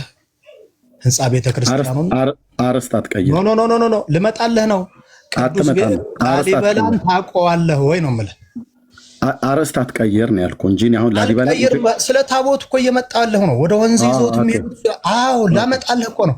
ቅዱስ ላሊበላ ቤተክርስቲያኑ ነው ወይስ ንጉሱን ነው የምትለኝ? ንጉሱን ታውቀዋለህ? አውቀዋለሁ፣ በታሪክ አውቀዋለሁ። ቴንክ ዩ። አሁን ያ ቅዱስ ከሰው አይምሮ በላይ የሆነ የእግዚአብሔርን ቤተ መቅደስ ሰርቷል። በሰውኛ ስራ ላሊበላ ይሰራል። እስከ ዓለም ፍጻሜ ማንም አይሰራውም። ሁለት እጁን በአፉ ጭኖ ከመገረምና ከማድነቅ ውጭ ቴክኖሎጂ አሁን ረቋል አይደል? ያን ይሰራዋል። ማን ይሰራው? አዎ እግዚአብሔር ይስጠህ። እግዚአብሔር በዚህ ቅዱስ ላይ አድሮ የሰራው ስራ ነው። ይሲ በሰው አይምሮ ቢዮንድ አወር ካፓስ ከኛ አይምሮ በላይ ነው። ያንን ቤተ መቅደስ ሰው አይሰራውም አልኩህ እኮ። እስከ ዓለም ፍጻሜ ማንም ሊሰራው አይችልም። ገብቷል? የምታውቀው ከሆነ ካህንም ስለነበርክ አገልጋይም ስለነበርክ ሄደህ የማየቱ እድሉ ይኖር ይሆናል ብዬ ገምታለሁ። እና ያንን ቅዱስ እግዚአብሔር የመረጣቸው እግዚአብሔር አድሮ በነሱ የሚገለገልባቸው ስራው የሚገለጥባቸው ቅዱሳን አሉ። እኛ ታቦትን ቅዱሳኖችን ቢኒ ያለ ቆይ አንዴ እንዳይዘጋ ድምፁን ያሰማ። ቆይ አንዴ እንዳይዘጋ። ቆይ ቢኒ ያለህ ወንድምነት? አሎ ሄርሚን አለ። እሺ ድምፅ አሰማ። ቴንክ ዩ አንድ ሶ ካታሽ ዛጎ እግዚአብሔር መገልገያዎች የሆኑ ቅዱሳን አሉ። ሕያው የሆነ ስራቸው ገብቷል። ይሄን በሰው አይምሮ ሊሰራ የማይችል ግን እግዚአብሔር በሰዎች ላይ አድሮ በመረጣቸው ሰዎች ቤተ መቅደሱን እንዲያንጹ እሱ የፈቀደላቸው ዳግማዊት ኢየሩሳሌምን የሰሩ ቅዱሳን አባቶች አሉ። እነኚህ አባቶች እኛ ታቦት የእግዚአብሔር ማደሪያ እንደሆነ በመጽሐፍ ቅዱስ በኦሪትም አለ። ይሄንን ነው ይዘን ክርስቶስ ስም ማህተም ያለበት እግዚአብሔርም በዛ ሆኖ እንደሚያናግር እኛ በኦሪትም በአዲስ ኪዳንም ያንን እግዚአብሔር ያስቀመጠውን ይዘን እንሄዳለን እንጂ እናንተ እንደምትሉት ለመናገር ሁሉ በሚያጻይፍ መልኩ እንደዚህ የምናራክሰው አይደለም። እግዚአብሔር ራሱ በታቦቱ ላይ ሆኜ አናግርሃለሁ ብሎ በሰጠው ቃል ኪዳን መሰረት ያንን እኛ ቤተክርስቲያን ይዘነው የምንጥለውም ሳይሆን ጣሉት አላለን። ይሄንን ጣሉት አላለን። ክርስቶስ ኢየሱስ ዓለምን እንግዲህ ከራሱ ጋር ያስታረቀበት ትልቅ ጥበቡ እንግዲህ እግዚአብሔር ምድርን ከፈጠረበት ዓለምን ከፈጠረበት ጥበቡ ይልቅ በጣም ብዙ እየወጣ ረቂቅ ነው። እና አንድ ነገር መናገርህ ግን ቆይ ጥያቄ ልጠይቅህ። መልሽ። አንተ ባወራህበት ላይ እስካሁን ሳወራህ ከጥምቀቱ በጣም ብዙ ርቀህ የላሊበላ ህንፃ ውቅር ቤተክርስቲያን በማን ተሰራ እሱንም ቢሆን አሁን ቢይዝህ ከአርስቱ ስለሚያወጣ እንጂ አንዳች እርምጃ አትራመድም፣ ታሪኩም ላይ ጭምር ማለት ነው። ግን እኔ አሁን እዛ ጋር አልገባም። አሁን ህንፃው በማን ተሰራ በማን ታነጸ ብሎ የሚል እሱ ውስጥ አልገባም። ግን ላሊበላ ህንፃው ተሰርቷል። ከአንድ ካደሪያ የተባለው ተብሏል ብለህ አልከኝ በመጽሐፍ ቅዱስ ላይ። ኦኬ ታቦት እግዚአብሔር ማደሪያ የተባለው በብሉይ ኪዳን ነው ወይስ በአዲስ ኪዳን ነው? እስኪ ከኪዳኖቹ ለይልኝ። ኪዳን እግዚአብሔር በብሉይ ኪዳን ነው በአዲስ ኪዳን የተባለው ነው? በብሉይ ኪዳን እኮ እያልኩ ነው። በብሉይ ኪዳን። በአዲስ ኪዳን ታቦት የእግዚአብሔር ማደሪያ ነው ተብሎ የተባለበት ክፍል አለ ካለን ጋር ይኸውልህ ባይባልም ነው አለ እግዚአብሔር አለ ወይ? ኖ አለ ወይ? እያጠራ እንድንሄድ አለ። ምንድን በአዲስ ኪዳን ታቦት የእግዚአብሔር ማደሪያ ተብሎ የተጻፈበት ቦታ አለ? ታቦት የእግዚአብሔር ማደሪያ አይደለም የሚል በአዲስ ኪዳን አለ? ኖ አለ ወይ? የጠይቁ ልክ የብሉይ ኪዳን ላይ አለ ብለህ አድምጠኝ። ታቦት በአዲስ ኪዳን ማደሪያ አይደለም ያለው አለ ወይ? እንደዛ አይደረግም። ልንገርህ፣ እኔ እኮ ትጠይቀኛለህ። ለጠየቅኩ ጥያቄ አድምጠኝ። ጥያቄ ላይ በጥያቄ መልስልሃለሁ። ሲጀምር ታቦት የሚባል አዲስ ኪዳን ላይ ስለሌለ አዲስ ኪዳን ላይ ታቦት የእግዚአብሔር ማደሪያ አይደለም የሚል እየመለስኩ ርስት እየቀየራችሁ ነው። እርም እየመለስኩልህ ነው። አይደለም ታቦት በአዲስ ኪዳን ማደሪያ ተብሎ ሊባል አይደለም። ታቦት የሚባል አሁን እናንተ ይዛችሁት እንደምትወጡት አይነት አዲስ ኪዳን ላይ የለም። እንኳን ማደሪያ ይኸውልህ ሆኜ አናግርሃለሁ ያለውን በብሉይ ኪዳን በአዲስ ኪዳን ታቦት የእግዚአብሔር ማደሪያ አይደለም ብሎ ክርስቶስ ሲጀምር ምን ያስቀምጠው አለ ወይ? ነገር ሲጀምር ይኸውልህ ልብ በሉና ስሙ። ኦርቶዶክሳውያን ማለት ሲያዙ ሁለት እርምጃ መራመድ የማይችሉ ቃል እግዚአብሔር እውቀት የሌላቸው እንደዚህ ናቸው። አሁን እንደሚያወራው ሰውዬ ማለት ነው። ልብ በል ቆይ አድምጠኝ። ታቦት በአዲስ ኪዳን በማደሪያ የተባለ እግዚአብሔር ማደሪያ የተባለው በየትኛው ኪዳን ነው አልኩ። በብሉይ ኪዳን ስትለኝ ቲክ አደረግኩት። ምክንያቱም አልከራከርም፣ ጥቅስ አምጣ ብዬ አልልም ስለማውቀው ማለት ነው። ታቦት በአዲስ ኪዳን ማደሪያ ተብሎ የተጻፋለ ብዬ ስለ ማደሪያ የሚባል ማደሪያ አይደለም ብሎ የሚል የተጻፈ ካለ አምጣ አሳየኝ ማለት ምን ማለት ነው? ያው ቤተክርስቲያናችንን አታጋልጣት ነው። አደባባይ ላይ አታስጣን። ጣዖታት መሆኑ ካለ አምጣ አለ። የእናንተን ታቦት ልብ በልና ስማኝ። የእናንተን ታቦት የእናንተን ታቦት እንደማመጥ የእናንተ ታቦት የምትሉትን መጽሐፍ ቅዱስ ስለማያውቀው ማደሪያም ነው መቀመጫም ነው መዝለያም ነው መፍረጫም ነው አይልም መጽሐፍ ቅዱስ። ስለማያውቀው ማለት ስለዚህ እኔ የነገርኩህ ለምናምነው ግን አድመጠኝ። በአዲስ ኪዳን ታቦት የሚባል ነገር የለም። እንኳን ማደሪያ ነው አይደለም ብለህ ልትለኝ ቀርቶ አይደለም የለም አትጠቀሙት የለም ብሏል ወይ በአዲስ ኪዳን? የለም ብራዘር። እኔ በታቦቱ ሁኜ አናግርሃለሁ ያለውን ቃል ኪዳን እዚህ የሻረበት አለ ወይ? ኪዳኑን አላወቅም ወንድምዬ፣ ኪዳኑን አላወቅም። ልነግርህ ነው። እኩል አታውራ። ጥያቄ ጠይቀህ እኮ ዝም ይባላል። ጥያቄ ጠይቀኝ አይደል ነገረኛ ምናምን ነገር እያልክ መደራረብ አይደለም። ስለማትመልሰው ዝም ብለህ ሌላ አጀንዳ ስለሆነ አመሰግናለሁ ስላልመለስክልኝ። ኦኬ፣ ስለዚህ ምንድነው ወጣ ማለት ነው። አያችሁ? ኦኬ፣ ይሄ የኦርቶዶክስ ታቦት የሚባል ወንድሞቼና እህቶቼ ጌታ እግዚአብሔር ምስክሬ ነው፣ ተራ እንጨት ነው። ኤርሚታው አንተ ምልህ ከርሱ የወጣን ሰው ወደምትፈልገው ነጥብ አታምጣ እንጂ ሜት አድርገው ተራ እንጨት ነው ብዬ ስለኔ በመረጃ ነው የማወራው ወንድሜ። ተራ እንጨት ነው። ተራ እንጨት ማለት ለምንም የማይጠቅም ተራ እንጨት ነው። ለምን የአዲስ ኪዳን መጽሐፍ እናንተ ታቦት ብላችሁ የምትሉትን አያውቀውም። እንኳን የእግዚአብሔር ማደሪያ ብሎ ሊጠራው ቀርቶ አይደለም። በአዲስ ኪዳን መጽሐፍትም በብሉይ ኪዳን መጽሐፍትም የእናንተ ታቦት ብላችሁ የምትሉት የሚታወቅ አይደለም።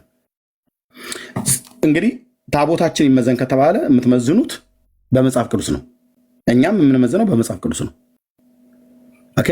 ስለዚህ በመጽሐፍ ቅዱስ መዝኜ ነው ተራ እንጨት ነው ያልኩትኝ። በብሉይ ኪዳንም ስመዝነው ተራ እንጨት ነው። በአዲስ ኪዳንም ሲመዘን የለም ተራ እንጨት ነው። ለምንድነው እንጨት ብለህ ጠራ ብለህ? ከእንጨት ስለተሰራ ማለት ነው። ከእንጨት ስለተሰራ ማለት ነው። ኦኬ፣ ከእንጨት ስለተሰራ ማለት ነው። ይሄንን ከፈለጋችሁ ጉግል ላይ ብቻ ጉግል ስታደርጉት እንደዚህ የሆነ ታገኙታላችሁ።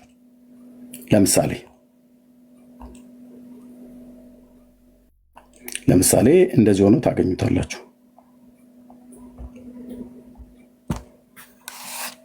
ያው እንደዚህ ሆኖ ታገኙታላችሁ። ጉግል ብቻ ነው ማድረግ ያለብህ። ይሄ ነው ታቦት ተብሎ የሚባለው ከጨርቅ ውጭ።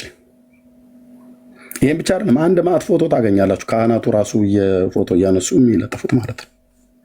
ይሄም በብሉይ ኪዳንም መጽሐፍ በአዲስ ኪዳንም መጽሐፍ ሲመዝኑት ማን ነው ታቦት ብሎ ያለው? ማን ነው ታቦት ብሎ ያለው? እኛው ኢትዮጵያውያን ተነጋግረን ታቦትን በለው ብላችሁ ካላችሁ መብት ነው። በመጽሐፍ ቅዱስ ግን ታቦት በለው ብለህ ካልከኝ ታቦት ለማስባል ምንም አይነት መስፈርት አያሟላም። አለቀ። እና ያው ስላልቻለ ዛጉዌ ቱሩ ብሎ ወጣ ማለት ነው። እሺ ወንድማችን መቀጠል ትችላለህ። ጸግሽ ጸጌ ለሌሎች ምድል እንድሰጣቸው መቀጠል ትችላለህ። እሺ ኤርሚ አይደለም ነው ምን መሰለህ፣ አሁን ቅድም ስገባ የሚተደረግኩ እንጂ አንተ ማሸነፍ በምትችልበት መንገድ ላይ ሰዎች ሲገቡ እዛ ላይ ለምን ጉልበትን ታሳያለህ ነው። አሁን ስለ ታቦት አይደለም። አንተ ሰዎች ከርስ ሲወጡ ለምን ከርስ ትወጣላችሁ ብለህ በፍጥነት ነው የምታስቆመው። እሱ ሄዶ ወደ ታቦት ሲገባልህ እሱንም በሚፈለገው መልኩ ተናግረህ ሰውም እንዳያወራ ታደርጋለህ። እኔ አልወጣኝም። ጥያቄን የጠየቁት ታቦቱ ደግሞ መነሳቱ ለምንድን ነው? ከጥምቀተ ባህር ይዛችሁት የምትወጡት ቅድም አንተ በሜታፎሪክ ነው በሲምቦሊክ ብላ ያልከው ምልክት አድርጋችሁ ስለምታወጡ ማለት ነው ታቦት ብላችሁ የምትሉትን እሱ ከጌታችን ከኢየሱስ ክርስቶስ ጥምቀት ጋር ምን ያገናኘዋል? አይ ወክለው ነው የሚሄዱ ብለህ ካልክ አርሴማ ነች ኢየሱስን የምትወክለው። የአርሴማ ታቦት የተባለው የማይወለተ ጊዮርጊስ ታቦት ነው። አቡነ ሀብተ ማርያም ታቦት ነው ተብሎ የተባለው ነው ኢየሱስን የሚወክለው በዮርዳኖስ መጠመቁ። እሱ ብቻውን ሄዶ በዮሐንስ እጅ ተጠምቆ ከመጣ እናንተ ታቦት ይዛችሁ ጃንሜዳ ላይ የምትወጡበት ምክንያት ከየትኛው የመጽሐፍ ቅዱስ ክፍል ላይ አግኝታችሁት ነው? በየትኛው የቀደሙት አብያተ ክርስቲያናት ተመዘናችሁ ነው እያልኩ ያለሁት።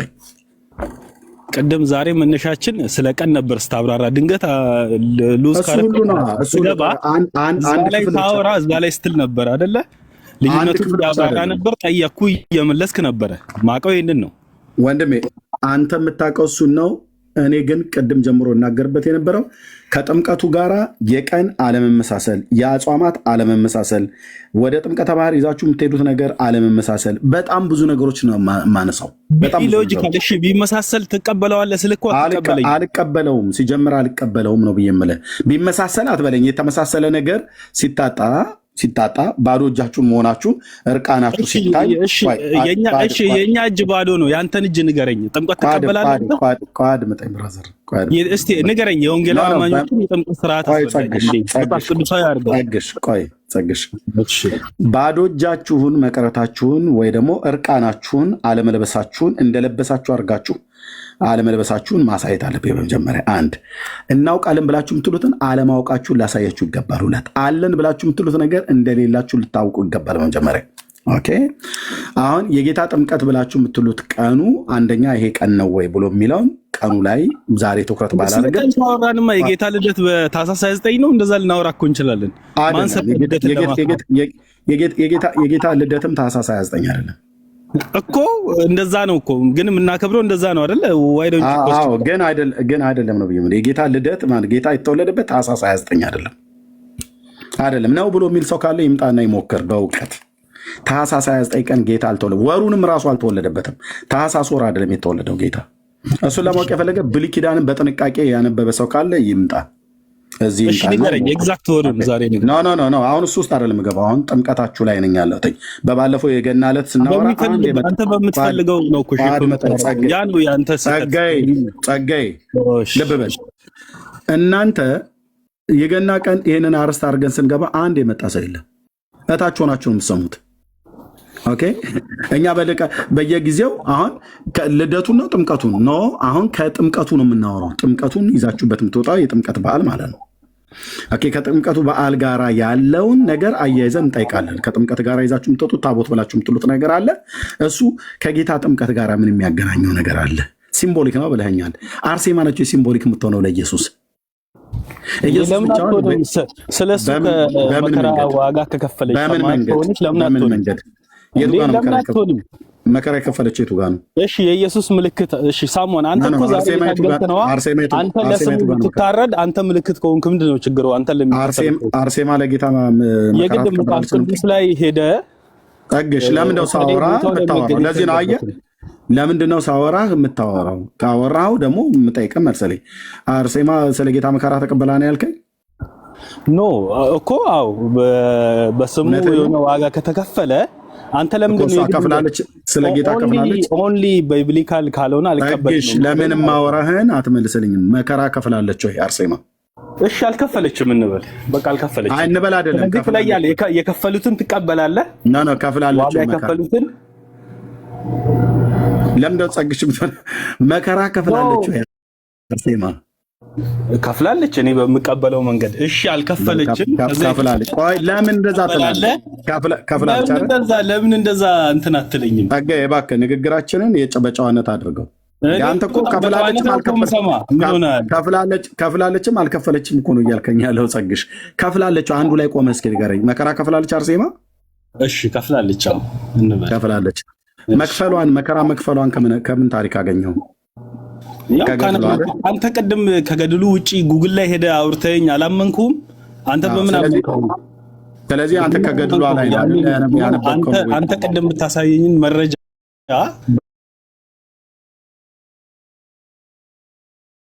ብራዘር አረባክ አማር የተግባቦት ህገወቅ እኔ ከጉግልም ማምጣው ኦኬ ጂኦግራፊ የሆነ ነገር ነው ያሳየው፣ ስለ እስራኤል ጂኦግራፊ ማለት ነው። ሳሊም ስለሚባለው ቦታ ላይ ነው እጅ ያሳየው። ከጉግል ሌላ ያሳየው ነገር የለም። ጂኦግራፊ ለምን አሳየኸኝ ነው? ሂስቶሪካል የሆነ ጂኦግራፊ፣ ቢብሊካል የሆነ ጂኦግራፊ ላሳየ የምፈልገው ታዲያ ጉግል ላይ ሄጄ ማፕንም ማሳየ ሳሊም ብለህ ስትል እስራኤል የቱ ጋር እንዳለ ይነግራል። ጌታ የተወለደበት ማነው ያደገበት ናዝሬት ገሊላ ምን ያህል ርቀት እንዳለ ያሳያል። አሁን አርሴማ መከራ እንደተቀበለች አንተ ኬት አገኘው ብዬ ስልህ ከጉግል ነው እያልከኛለህ አይደል? አይ ኖ ካነበብኩት እሺ ከገድል ነው እንበለው። ከገድል ነው እሺ። አዎ እሺ ከገድል ተጻፈ። አንተ ደግሞ ምን ሆና ነው መከራ የተቀበለችው? ስለ ክርስትና ነው አይደል? አዎ ስለ ጌታ አይደል? ታዲያ ንጉስ ተሳድባ ንጉስ በጥፊ መታ ንጉሱ እንደገደላት ታውቃለህ? ስለ ጌታ ከሆነም ችግር አለው። ንጉስን በጥፊ መታ ንጉስን ተሳድባ ስለ ጌታ ከሆነ እናንተ የህዝቡን እየተሳደብክ አይደለ እንዴ? ስለ ጌታ ይላል። የጥብቅና አቋቋም እኮ ነው ልዩነት። ሁሉም ጥብቅና ይቆማል። እንግዲህ የሃይማኖት ችግር የለም። አድመጠኝ እባክህ እኮ ላታወራ። ጌታ ተሳደቡልኝ ይላል አይደል? ለምሳሌ አርሴማ እና እንዴ ኤርሚ አንተ ስትሳደባ እንዴ የምትለው ለጌታዬ ብለህ አድመጠኝ። እኔ ተሳደብ ያለሁኝ እውነት ስነግርህ ያለ እውነት ስነግርህ እቺን አንከድ እኩል አታውራ እንዴ! ይሄ እኮ የቡና ወሬ አይደለም። እኩል አታውራ። እኔ ሳወራ አንተ አታውራ፣ አንተ ስታወራ እኔ ማውራት የለብኝም። ኦኬ። አርሴማ ማለት የለየላት ተሳዳቢ ባለጌ ሴት መሆኗን ገድሏ ነው የሚናገረው። ልብ በልና ስማኝ። ገድሏ ባለጌ ማለት ምን ማለት ነው? የሚሳደብ ምራቁን የሚተፋ ነገስታትን የማያከብር ታላላቆችን የማያከብር ባለጌ ይባላል በእኛ ሀገር ማለት ነው። ይህን መረጃሽ ከገድሉ የአርሴማ ስድብ እንደዚህ ነው ብላ የሰደበችው ንጉሱን። ገድሉ ላይ የወርሃ ሰኔና የወርሃ ሐምሌ ላይ እንደዚህ ብላ ሰድበዋለች ንጉሱን። ይኸውልህ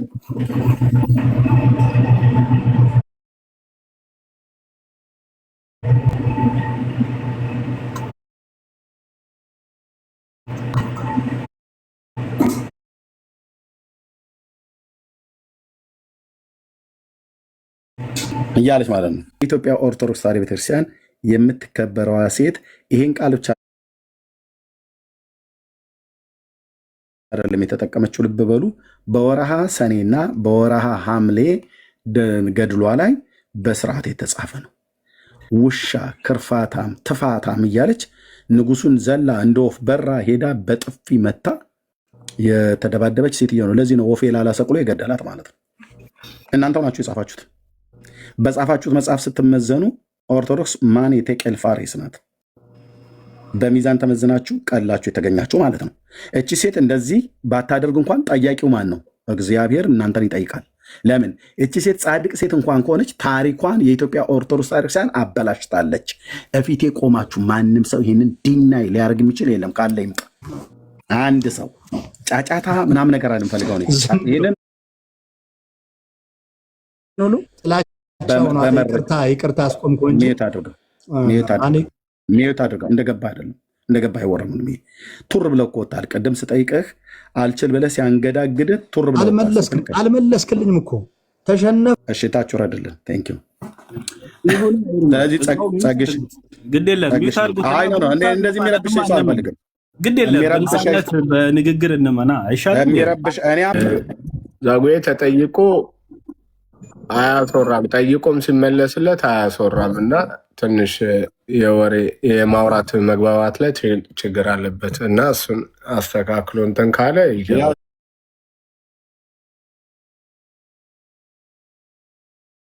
ልኬለታለሁ። ከገባ ገብቶ ከጸግሽ ጋር እያወራናል። እሱ ሲጨርስ ደግሞ ከኔ ጋር ይቀጥላል። እሷ ከጌታ ከኢየሱስ ክርስቶስ ጋር ምን ያገናኛታል ብዬ ስለው አይ ወኪል ሆነ አለኝ። እሷ ነች የምትወክለው የአርሴማ ታቦት የተባለው ነው የኢየሱስ ክርስቶስን ጥምቀት ወክሎ ሜዳው። ምን አይነት ሴት ነች ሴትዮዋ? ልም ያላት ተሳዳቢ ነች። ይኸው እዚህ ጋር ምን አላት? ምን ያለችው? በጣም ሰፊ ክፍል ነው። ዘወራ ሐምሌ ማለት ነው። እዚህ ጋር ያን ጊዜ ክብርት ብርክ ቅድስት አርሴማ እንደ ወፍ በራ የስድቡን ቃል ሳይፈጽም የንጉሱን ፊት በጥፊ መታችው ይላል። ማንን ስለተሳደበ? እሺ እሱስ አሕዛብ ነው። የማያምን አሕዛብ ስለነበረ ቢሳደብ አይገርምም። አረማዊ ሰው ነው። ልብ በሉ፣ አረማዊ ሰው ነው። የማያምን ሰው ነው። እምነት አልነበረውም እና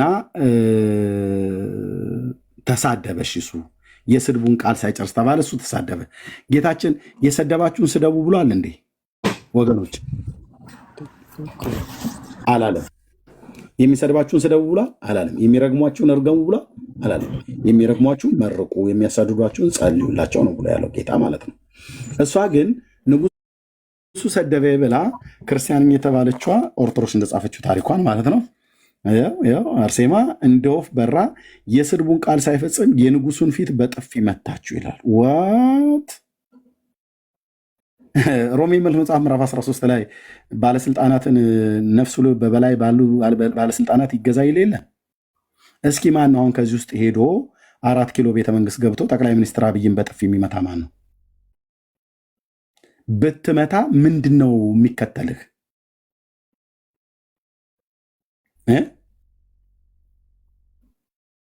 ምንድን ነው የሚከተልህ ነው ብዬ የምልህ።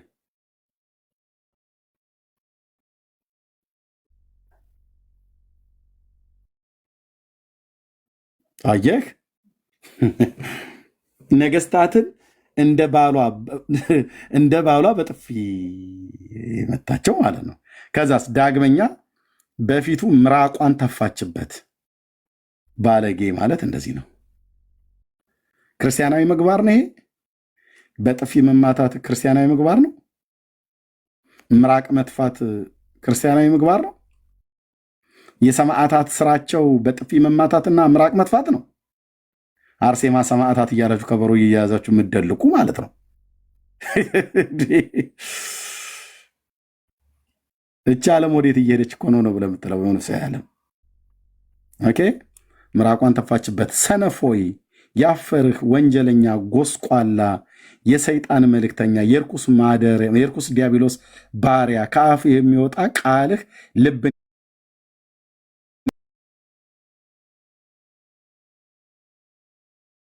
የወጣው ቃል የከረፋና የሸተተ የተላ የንጉሱ ወይስ የአርሴማ ብለን ስንል የአርሴማ ከአፍህ የሚወጣው አለችው አይደል?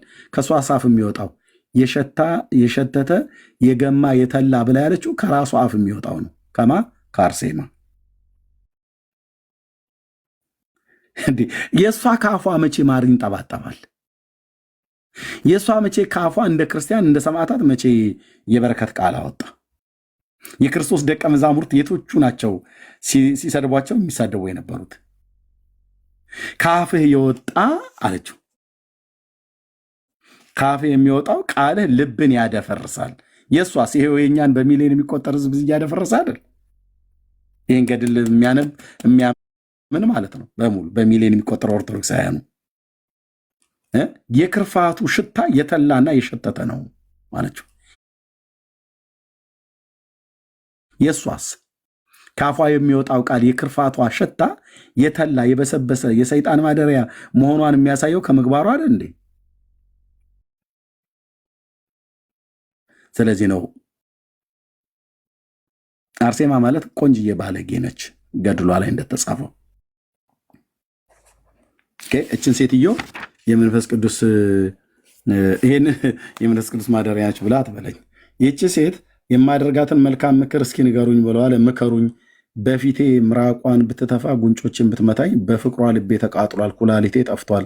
እርሷንም መጥላት ስላልቻልኩኝ ስለዚህ ሁሉን አልተቆጣኋትም አላቸው ይላል። ታገሳት ማለት ነው። ስለምን ሲል ታገሳት? ስለ ፍቅር። ፍቅር የማን ባህሪ ነው? የዲያብሎስ ወይስ የእግዚአብሔር? የእግዚአብሔር። ንጉሱ ነው ክርስቲያን ወይስ እሷ ነች ክርስቲያን? ንጉሱ ነው ክርስቲያን።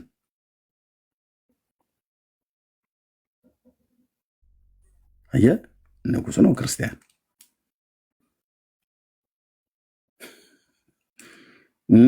ከምግባራቸው ማንም ንጉሱ ነው ክርስቲያን ሆኖ የተገኘው። ስለ ፍቅር ብሎ በጥፊ ስታጮለ ሁሉ የታገሰ ማለት ነው።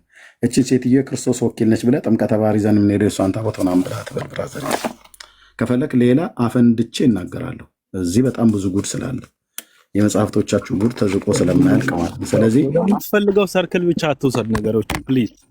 እኔ ምኑ ነው ወደምትፈልገው ሰርክል አትውሰድ ነው ወደምትፈልገው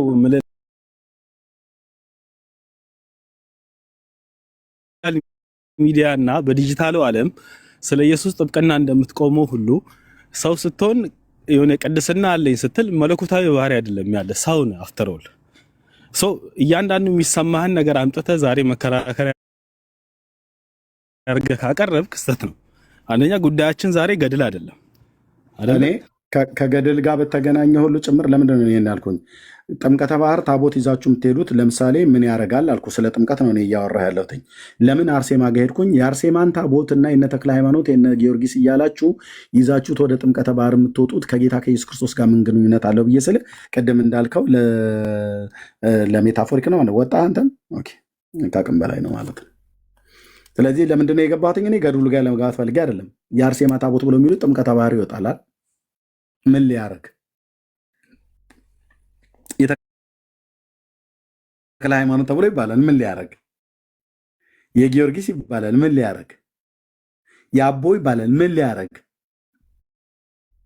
ምን ሊያደርግ ነው የሚሄደው?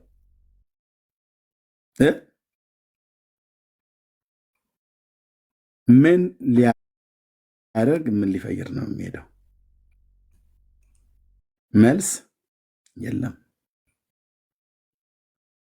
የለም። ስለዚህ በታሪኩም ላይ ይሄ ነገር እንቀጥልበታለን። በታሪክ ቀኑንና ጊዜውንም ብናይ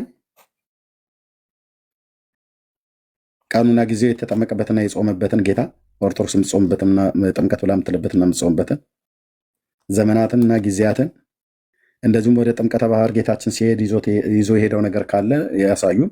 እኛ የምናውቀው ጌታ የእስራኤል ሕዝብ ሁሉ በዚያን ጊዜ የነበሩት በዮሐንስ እጅ ሊጠመቁ በዛ ሳሊም በሚባል ቦታ ላይ እንደተሰበሰቡ በዮርዳኖስ እንዳጠመቃቸው መጽሐፍ ቅዱስ ይነግረናል። አሁን ግን ታቦታቱ፣ ጽላቱ ተብሎ የሚባሉት ነገር ሁሉ በሙሉ ወደ ጃልሜዳ፣ ወደ ከተራ ተብሎ ወደሚባል ወደ ወንዝ የሚሆን ወደ ኩሬ፣ ወደ ውሃ ወዳለበት የሚሄዱት ምን ሊያረጉ ነው? ሊጠመቁ ነው። ሲጠመቁ አይታችኋቸው ታውቃላችሁ? ሲጠመቁ አይታችሁ ታውቃላችሁ? ተጠመቀች አርሴማ ተብሎ ሲባል አይታ ቄደር እማወለተ ጊዮርጊስ ተጠመቀች ሲባል ሰምተህ ታውቃለህ? ምን ሊያደርጉ ነው የሚሄዱት? ይህንን አይነት ድርጊት በየትኛው ቤተክርስቲያን ውስጥ ነበረ? በክርስቶስ ቤተክርስቲያን ውስጥ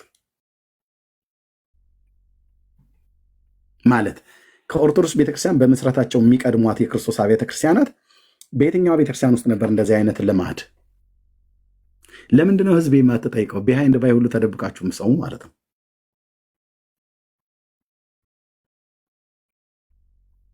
መጽሐፍ ቅዱስ የማያውቀው በዓል፣ መጽሐፍ ቅዱስ የማያውቀው ታሪክ ይዘህ ደግሞ ከእናንተም ብሶ ጴንጤ በዓል የለውም ብላችሁ ስትሉ እኮ ነው። አርፋችሁ ብትቀመጡ እኛም ዝም እንላችሁ ነበር።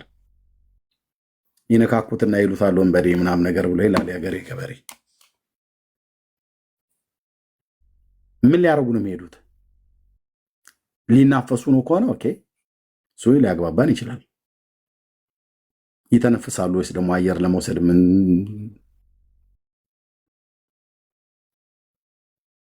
ወርሃዊ በዓላት በሚባለው ጊዜ እንደዛ መውጣት ይችላል። ስለዚህ የጥምቀት በዓል መጽሐፍ ቅዱሳዊ ነው ወይ ብሎ የሚለውን በዓል ጌታ የተጠመቀበትን አይደለም ያልኩት። ጌታ የተጠመቀበት ጊዜው አለ። ዘመኑን ይናገራል። ቅድም ጢባሪዎስ ቄሳር በነገሰ በ15ኛው ዓመት ብሎ ማለት ነው። ወሩና ቀኑ እንደዚህ በወርሃ የካቲትና ወይ በወርሃ ጥር ዕለተ እሑድ ነው ምናምን ነገር ተብሎ የሚባል ነገር የተጻፈ ባይኖርም እሱን ታሪክ ለማግኘት ከፈለግን ወደ ሮማውያን የታሪክ መዛግብት መሄድ እንዳለብን እንደሚያመላክተው ሁሉ ግን የተጠመቀበትን ዘመን ግን ጢባሪዎስ ቄሳር በነገሰ በ15ኛው ዓመት ይላልና መጽሐፍ ቅዱስ ሉቃስ ወንጌል መጽሐፍ ምዕራፍ 3 ላይ። በዚህ መሰረት ስናይ መጽሐፍ ቅዱስ የማያውቀው የጥምቀት በዓልና በዓላት ይዞ ሰው የሰውን ሃይማኖት እናንተ ጥምቀት የላችሁ ገና የላችሁ ብሎ ይላሉ። ታኅሳስ 29 የጌታ የልደት በዓል አይደለም። ለምን? ጌታ የተወለደው በዛን ጊዜ አይደለም። ጌታ የተወለደበትን ዘመን ለማወቅ ከፈለጋችሁ ወንድሞችና እህቶች ሌዋውያን ካህናት በብሉይ ኪዳን የምደባ ጊዜ አላቸው። ወደ 24 የሚሆኑ ካህናት አሉ። የምደባ ጊዜ አላቸው፣ የሚያገለግሉበት ዕጣ የሚጣልበት ማለት ነው። በክፍሉ ተራ ለማገልገል ዕጣን ለማጠን ዕጣ ደረሰው ይላል አይደል?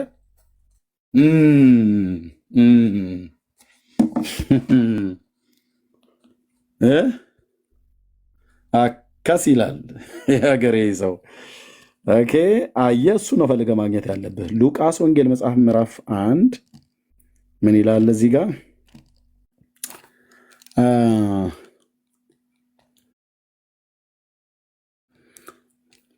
እዚህ ጋር ነው ጉዳዩ የሚጀምረው። ሚስቱም ከአሮን ልጆች ነበረች፣ ስሟም ኤልሳቤጥ ነበር። ሁለቱም በጌታ ትእዛዝና ሕግጋት ሁሉ ያለ ነቀፋ እየሄዱ በእግዚአብሔር ፊት ጻድቃን ነበሩ ካለ በኋላ ኤልሳቤጥ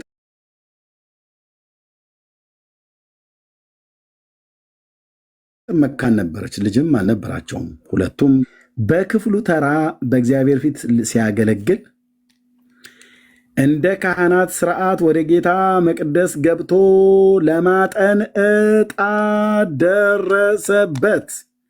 ዕጣ የእውነቱ ይውጣ ተብሎ ሳይሆን ለአገልግሎት ዕጣ ምደባ አለ። ይኸው ነው። በ12 ቁጥር ምስማር የኦርቶዶክስን ተረት እንዳይነሳ ነው የምንቀብረው። ብራዘር ኢየሱስ ታኅሳስ 29 ቀን እንደተወለደ መጽሐፍ ቅዱስ አያሳይም። ይህን ጊዜ ለማወቅ ስትፈልግ እዚህ ዕጣ ክፍል ዕጣ የተጣለበት ጊዜ ላይ ስትሄድ በእኛ መስከረም ወር ማላለቂያ ጥቅምት መጀመሪያ አካባቢ ላይ ነው ኢየሱስ የተወለደው። 24 ካህናት አሉ እዚህ። ይሄ አብያ የሚባለው ሰው ከሌዋውያን ወገን የሆነ ሰው ነው። ይሄ ዘካርያስ የተባለው የመጥምቁ ዮሐንስ አባት ከዚህ ሰው አባት ነው የሚወጣው።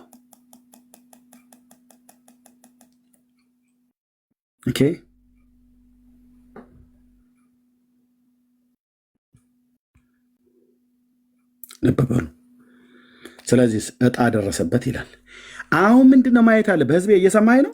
አሁን ማየት ያለብሽ አንቺ ቤትን ዘግተህ ማንበብ ካለብህ ብራዘር፣ ይሄ ዕጣ የሚጣለው ሌዋውያን ዕጣን የሚጥኑበት ቦታ ላይ ትሄዳለህ ማለት ነው።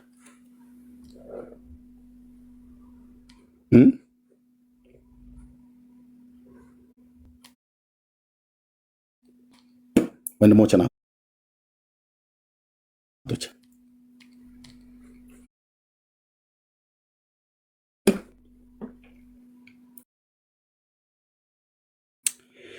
የሚጣልበታል።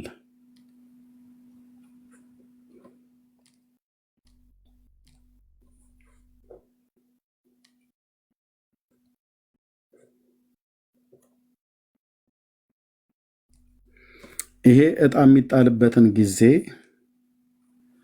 እና ጊዜውን ሌዋውያን ካህናት ዕጣ የሚጣጣሉበትን የሚያወራ ሰው ሲመጣ ያኔ እናወራለን። ኢየሱስ ግን ታኅሳስ 29 ቀን በኢትዮጵያ ካላንደር አልተወለደም።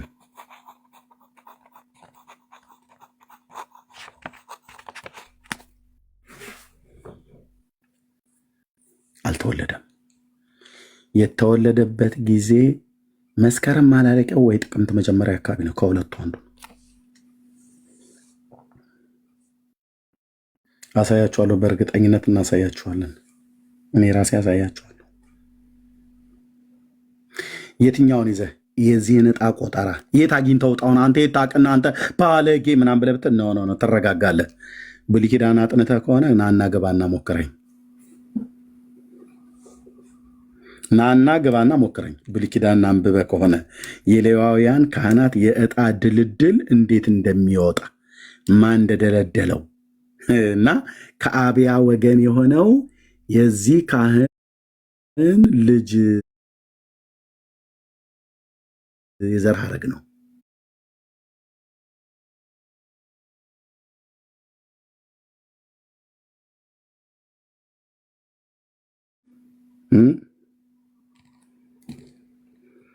አብያ የሚባል ካህን ነበረ ማለት ነው ከሌዋውያን። ግን የኢዮርብዓምም ልጅ አብያ የሚባል አለ። አብያ የሚባል መጽሐፍ ቅዱስ ላይ ስላገኛችሁ ሁሉ በሙሉ እንዳለ ሄዳችሁ እንደዛ እንዳትፈልጉ። አብያ የሚባል የናባጥ ልጅ ኢዮርብዓም ስሙ አብያ ይባላል። አይ ቲንክ ወዲያውኑ ነው የሞተው። በአንደኛ ነገሥት መጽሐፍ ምዕራፍ 14 ላይ ታገኙታላችሁ። ሰው ልጅ አይ ቲንክ 14 ወይ 11 ወይ 12 እንደዚህ አካባቢ ላይ ማለት ነው። 14 ልክ ነው። አንደኛ ነገሥት መጽሐፍ 14።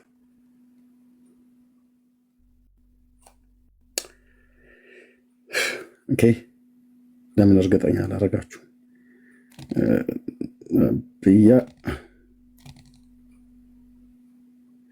አንደኛ ነገሥት መጽሐፍ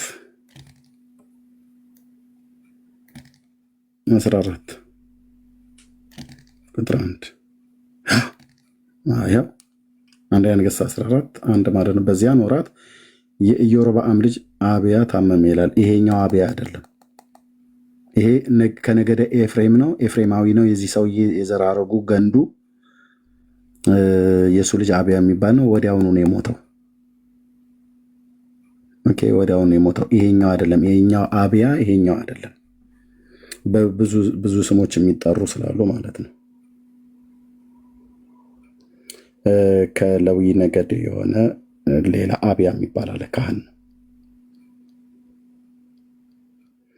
ኦኬ ስለዚህ ጌታ የተወለደበት ዘመን፣ ጌታ የተጠመቀበት ዘመን ተብሎ የሚባለው በጥንቃቄ ቢታይ አሁን በኦርቶዶክስ ሃይማኖት ከሚባለው ጋር እውነት ለመናገር በጣም በትዕግስት የሚጠይቅ ነው። በጥንቃቄ መታየት ያለበት ክፍል ነው።